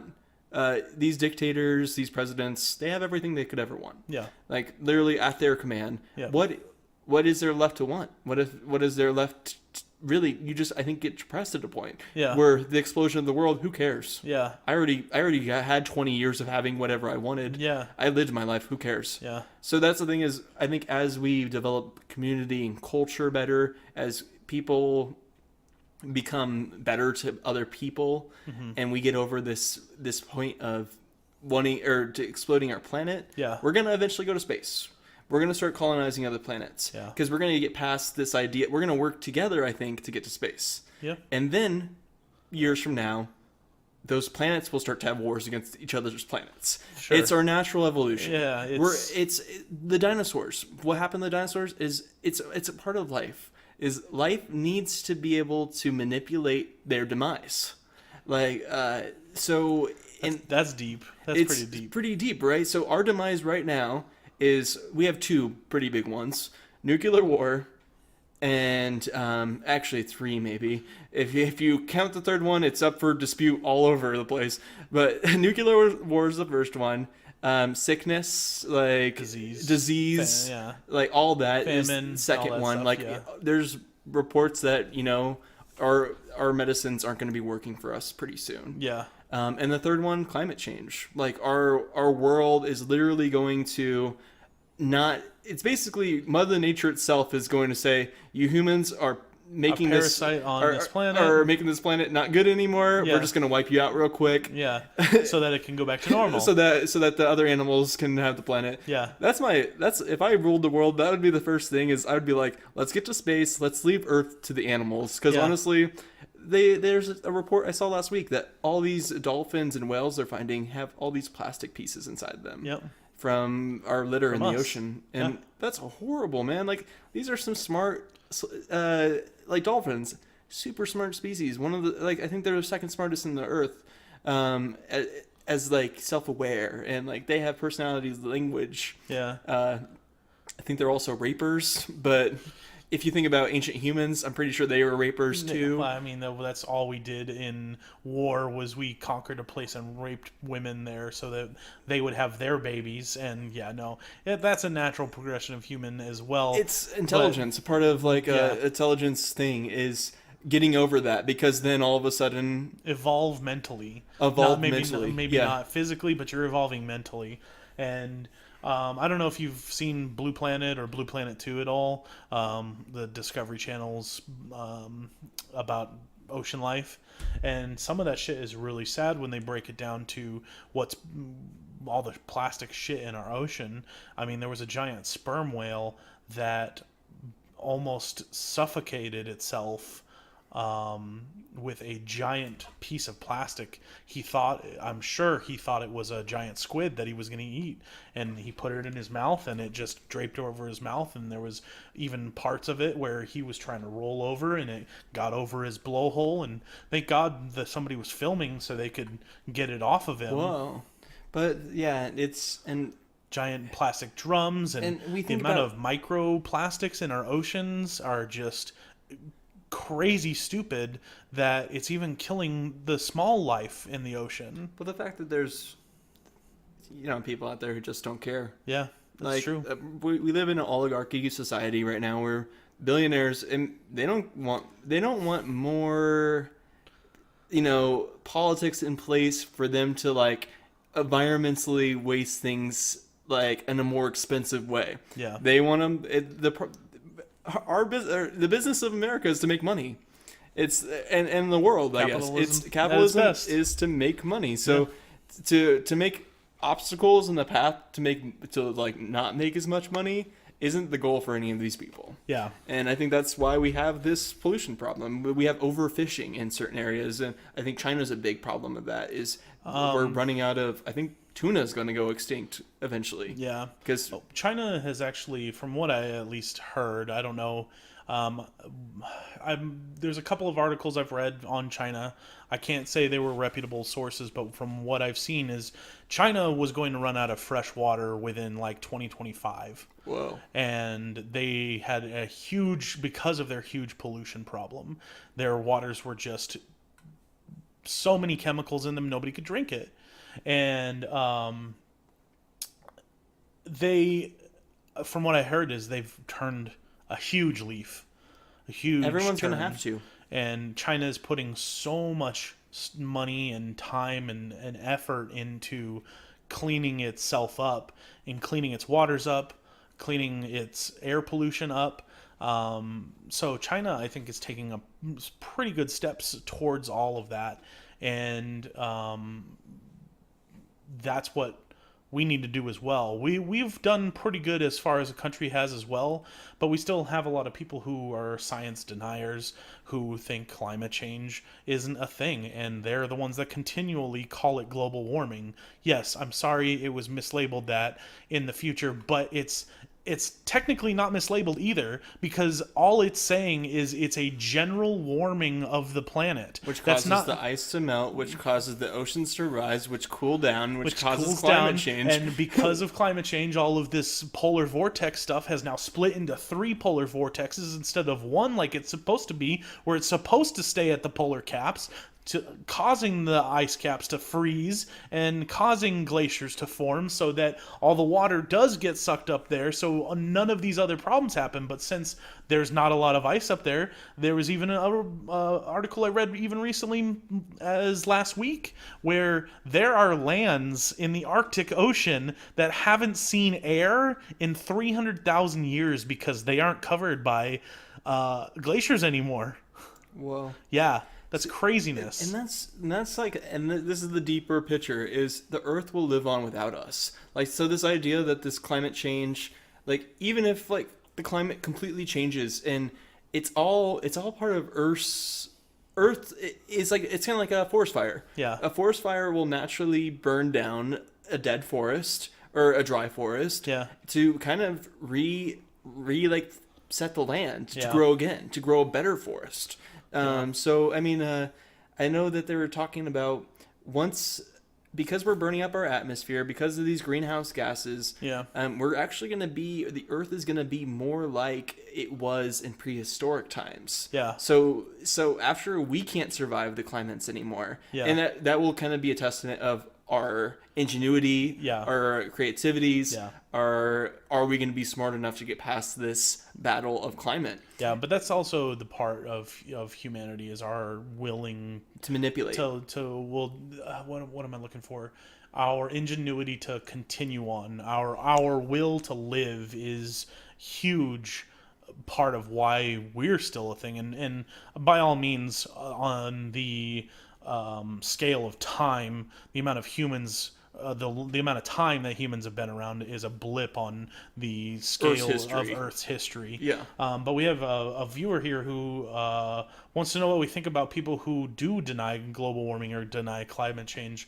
And my answer to that is I think they're just as bad as flat earthers. They're just outright denying science for the purpose of some weird reason. My father is one of them. My father is a climate change denier. Mine is too. Because he's a huge follower of the Trump administration, and the Trump administration they are climate change deniers as well. And I'm not saying that those are bad people. I'm just saying they're being ignorant. I'm not saying they're ignorant people. Yeah. They're being ignorant. I'd say the best way to come across this too with anybody like that is not like tell them they're wrong, but ask them why they believe that. Like, why do you believe that climate change isn't a problem? Yeah. Like, and like, why do you think? And if they like, well, this article on this and this, I'm like, what if I told you that wasn't real? like, and then it's just like, and make them like kind of open their mind a little bit. Yeah. And but let them open it themselves, because if Yeah. you just try to tell them they're wrong, it causes this effect of like, no, you. Like, Yeah. it's- And it's just the whole mentality of the fake news crap. It's just like, okay, I understand there's fake news out there, but when a scientist goes, "Holy shit, our polar caps are melting and this is going to cause this to happen," and they go, "No, fake news," there is no reason for that scientist to have lied. Yeah, there's no like, yeah, he might have got views and marketing advertisements, get money from that, but that wasn't the sole purpose. It was for like, wow. And honestly, that's something that we can do better as a world culture, is just be aware of the Earth's changes. Like, it shouldn't really be something that a scientist has to come out and say. It should almost be something that we're monitoring as a country or as a world. But that's the thing, is that scientist is hired to monitor Yeah, that stuff. no, totally, And totally. then we don't believe him when he goes, "This is happening. You hired me to do this, and this is what's happening." And they're like, "Nope, no." And there's a scientist on every side, proving their own outcome desire, like, putting the situations in to say, oh, I'm looking for this result, so I'll test it this way to get this result. I'm not saying this in global warming or climate change aspects, but just like, that's why you'll have literally someone who's a scientist who can prove the Earth is flat. Yeah. Like, is because he'll be a like scientist. a scientist. I don't know if you've seen a lot of the stuff on the flat earther stuff, but the flat earther stuff drives me crazy, and it just makes me so mad because they are literally picking and choosing the science they want to believe. And most of them use the Bible as their science book that says why the earth is flat. My favorite meme, kind of, to counteract the whole flat Earth, Yeah. is the Earth can't be flat because all the cats would have pushed everything off the edge. Right. That's a good meme. Yeah, That's great. and it makes sense. Like, Yeah. we wouldn't have anything because the cats would have pushed everything off the edge. It would have pushed them all off. But yeah, it's Tiger. Thanks for watching us, and thanks for the comments. We'll go ahead and make another episode about esports. This podcast is definitely about games, mostly. Yeah, we And got then- into Yeah, we philosophy for a while. Yeah. We had talked about Super Smash Brothers and getting into it competitively in esports and stuff like that for actually the first 2 hours. So we'll probably, our next episode, probably either next week or the next, we'll go ahead and talk about esports as well. If you want to join us then, we'll go ahead and go into it in a little bit of length as well, because that's going to definitely be involved in us going into competitive Smash Brothers. So we'll probably make the next episode about that, but we're going to probably wrap up our conversation here pretty soon. Well, what esports also are you interested in? I know we kind of talked a little bit about Rocket League. I know Smash Brothers. Other than that, I know there's Nintendo-wise, I think only Splatoon is the only other esports for Nintendo. Oh, well, he's saying that do we think it should be considered they should be considered as athletes or considered in athletics? Definitely not. That's why esports is esports and not sports in general. It would just be considered another sport if that were the case. So there's a weird argument here because I would say they train in their own way. They train in their own way. This is somebody who spends their time just like an athlete would. But the thing is, where an athlete is testing his body, growing strength, doing something like they're doing a different. They're a different world. Yeah. One's a cyber sport, definitely. Yeah. Like where you're basically training your hands to manipulate this online character to do what you want. Yeah. Also, it's Tiger. I'm gonna actually post this on my YouTube channel. I'm gonna edit it a little bit, cut out some stuff, and you can go ahead and download and listen to the full episodes as well. But to touch on esports and how they're athletes is they're not athletes, but they do train in the same way an athlete would. They've got rigorous schedule. They have to do certain things to train. You have to train your body for muscle memory, for one. Those are the similarities, but I really think that's where the similarities end, because athletics is going to indicate any kind of physical activity. As physical as you're going to get in esports is moving your thumbs. Maybe we're talking about, I don't know, Wii dancing or Switch dancing or something, but maybe to that effect it could be considered athletics. But in all, I don't think it should be considered athletics. It's not athletics such as there being an athlete. Yeah. But they're definitely somebody who's putting time into becoming a master at a certain thing. Sure.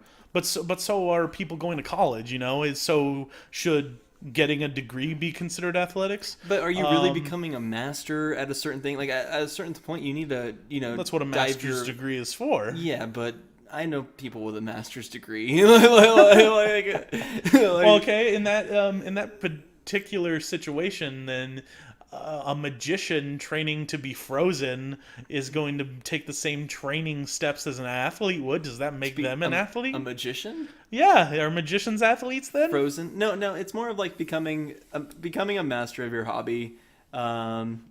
It's weird. I think we need to have John on for that discussion because he has a good argument for them being athletes. Okay. I don't, because I was against him at one point. I was like, they're not athletes, but him being the number 7 he is, figured out a way to say that they are in a certain way. He has a better argument. Yeah. That it's more for them. Like, I'm not saying, I just know if you're putting a lot of time in something, there's a certain number of times you need to do something to become a master at it. Well, yeah. Or a certain number of hours you put into it. I can't remember who it was. It's like 100,000 hours is what it takes to be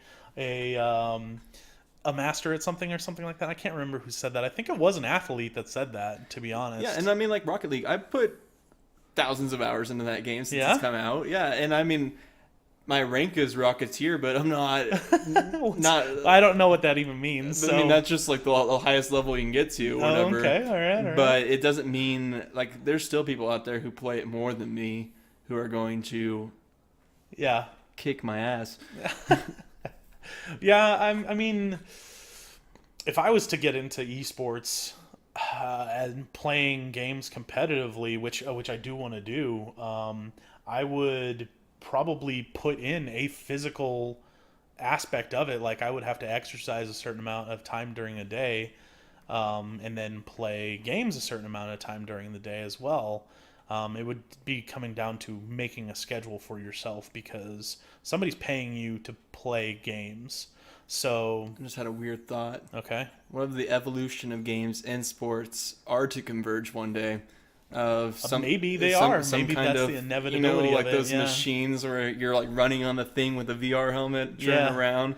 Like, no doubt. Like, that's maybe the future of both. Like, you actually have to train as an athlete and as a gamer. But then where does the line get drawn from video game into just like playing paintball or something, Does video game at one point, it's kind of like the Oasis and Ready Player One, does it eventually take over as reality in a way? Like, because I mean, in that way, that's a reality we can completely manipulate. Yeah, it's a reality we can make it as whatever we want it to be. That's why. That's why as gamers, if you think about something hard enough, like people that are pathological liars will constantly tell themselves a lie, something, and then eventually at some point they just believe it as truth. Our president.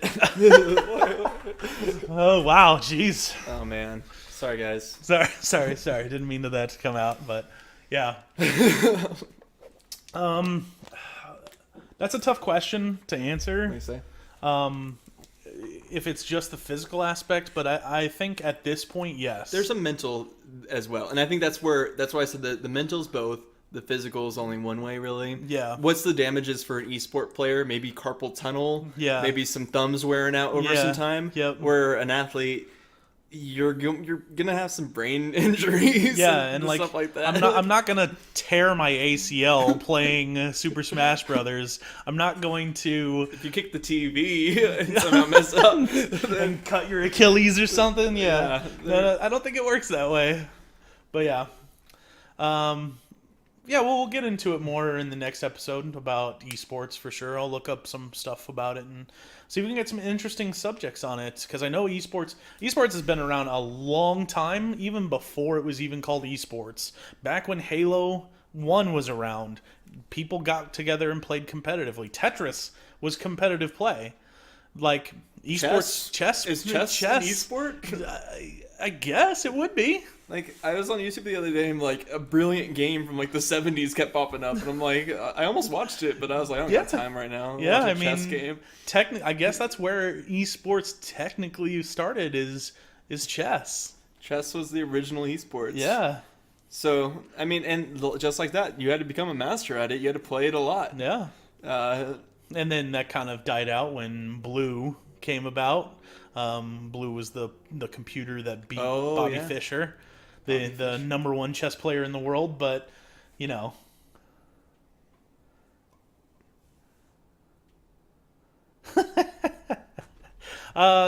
subsequently that's could what happened to you. But I think that's more along the lines of not really a side effect. Well, I was talking more about head injury rather than brain damage. But I mean, honestly, go outside sometimes. I think I think screens are bad for our eyes. Well, you need vitamin D. You can get vitamin D through the sun and your skin. Yeah, so you might get some brain damage playing esports indefinitely. Indefinitely, if you never see the sun. Yeah, no, of course. Yeah. Yeah, no. It gives me brain damage to play with League of Legends players too, but I do it anyway still because I love League of Legends. But, yeah. League of Legends. Yeah. Dude, I love League of Legends so much. I just can't get away from it. I don't have a PC at the moment, so that's... I would love to make a team in League, but... I think John plays. No, John plays Smite. Does he play Smite? Yeah, Smite. I can't stand Smite. I just don't like that third-person MOBA type. And, yeah, I don't know. It just never appealed to me. Kind of reminds me a little bit of, like, the Dynasty Warriors in a way. But, like... Yeah, it's isometric is what League of Legends is. Yeah, it's the bird eye. Yeah, it was based off of the platform of... oh man, what's the Dota? Dota was basically the first MOBA that was made off of a Blizzard mod, a game mod, and you could choose one of the characters, and it was Warcraft 3. I'm sorry, it was a Warcraft 3 modded map, and they created it into a game, which is now Dota 2, but League of Legends jumped all over that boat beforehand. There was one before that too, I think it was called Heroes of Newerth. That was kind of the first one that came out after Dota with a mod on Warcraft 3, but I'm not too versed on the history of MOBAs. But in my opinion, League of Legends, I think, did a better job of it because their creativity in the game kind of shown through with their character design and their character naming, and I look like Shaggy, or he looks like Shaggy. That's what I was for Halloween this year. Oh, he was Shaggy from Scooby-Doo for Halloween, so way to go. Way to point that out. But yeah, League of Legends creativity shown through, where Dota really didn't do it for me. They had characters named Bloodseeker, and his moves involved blood, or like Earthwrecker, and his moves involved wrecking the earth, and it's like, come on. Like, that's too on the nose. Electric bike guy, and like he rode and did electric moves, and it's just this is like, all League of Legends? What is... No, this is Dota. Oh, Dota, yeah. This is Dota and Dota 2. Dota's got a little more creative since then, but I've always backed League of Legends because it's been more creative. They would name their characters something totally different, and it would just be their name. Their name wouldn't insinuate the things they can do, and they perpetuated the you purchase things. What is it called? I forget what that's called. Microtransactions. Microtransactions. They perfected microtransactions to the point where it didn't affect the gameplay. But it just bumped the gameplay up a little more. Like, all they were skins for your characters. That's all they were. They wouldn't do anything else. The character would function exactly the same in the game. And really, at the time, that was really the only cool thing about it. And they've continued to kind of perpetuate that model. So I think they've done a good job with the MOBA. But yeah. It's crazy how like everything's kind of a MOBA in ways these days. Like even Yeah. the new Call of Duty games, Oh yeah, the battle arenas, yeah, and everything's like PUBG PUBG. or It's not really a MOBA. Like it's more it's just a battle royale. Yeah, battle royale type. But yeah. other things, a lot of MOBA stuff like Overwatch. Yeah. Kind of a more detailed MOBA these days. Yeah, MOBAs are generally a character you select that has a particular set of abilities, and you try and conquer the other side's base. Where battle arenas is going to be last man standing or last team standing. See, I really want them like game development. I really want it to go. Oh, yeah, no, that's a great point. I mean, anything that does require physical activity, I suppose you could chalk it up as an athlete. I mean, bowling, people who do bowling, not specifically Wii bowling, but bowlers are technically athletes as well. Oh yeah. So, I mean, I guess you could classify them as an athlete, but I mean, Smash Brothers is not going to be one you'd I guess you'd have to go by game if that's the case. Yeah. No. Yeah. Definitely interesting topic, but like yeah, and I don't want to like offend anybody by saying you're not an athlete, but at the same time, like bowling. Yeah, bowling. Of course, it takes physical training to like learn how to curve the ball in such a way. Yeah, but I mean, at the same time, it takes physical training to know when to pull down or on the stick or whatever, or when to hit B, or that's muscle memory in itself. But it's all in your hands. It's not. I mean, bowling takes feet and legs. I guess placement. I'm not a good bowler. I'm I'm a pretty average bowler for someone who's an amateur. Wii bowling. I can get a perfect game. But you can't get a perfect game in real life, huh? No. Okay, all right. Yeah, I agree with that. It's more mental training than it is physical training. Mm-hmm. Yeah. Well, it's understanding the physics of the game. True. It's understand the mechanics of the game, understand the physics. Yeah. Really. It's more memorization and like Yeah, where an athlete, I guess, would be more physical to memorize that kind of stuff, how your body travels through the air depending on what you're doing, or what the object travels through the air. I'm thinking like track and field, like people who are shot putters or people who are pole vaulters or people who are discs or running or all of that kind of stuff. Well, I mean, we got Super Bowl tomorrow. Like those footballers, True. like they're gonna know they're kind of playing the game on the real world. So like the real natural laws of physics of how hard you throw the balls, how far it goes. So I guess you could separate esports that way too. You could separate esports as where sports is the real world. Mm-hmm. So if it's not the real world, it's an esport where the physics are different. The physics can be anything in a computer. Well, then how would you explain football games? They're just sports translated into an electronic format. Like a football. I mean, yeah, but you could be the master at Madden. That doesn't mean you lifted the weights like that guy did or ran track like that guy did. Yeah, I guess that's the same thing. So yeah, I get inflated the balls or deflated the balls enough. The balls. Right? Yeah, I don't know. That's a good question. That's I don't think that question has a definite answer, because you could always bring up a case of, well, what about this, or what about this, or what about this, and it just is circumstantial. Mm-hmm. Comes with a circumstance. But yeah, I think we have a good conversation today. I think we're coming up on the 3 hour and 15-minute mark. So I think we're going to wrap it up here. Everybody, my YouTube channel is down at the bottom. I'm going to go ahead and post this video on the YouTube channel. My podcast channel is going to come here following pretty soon. I really just wanted to get the first episode out before I signed up for any kind of podcasting hosting site, anything like that. And feel free to come back. We'll probably do the live airs on Saturdays for the podcasts and repost them sometime during the next week. And all the information is at the bottom of my page here on the Twitch channel. And thanks for the follows, guys. Matt, do you have any closing statements or anything? Nope, it's just been fun, guys. Tune back in. We're going to be talking about mostly games and other fun things as well. Yeah, thanks for joining in on Mostly Games. Hope you have a good day. Peace.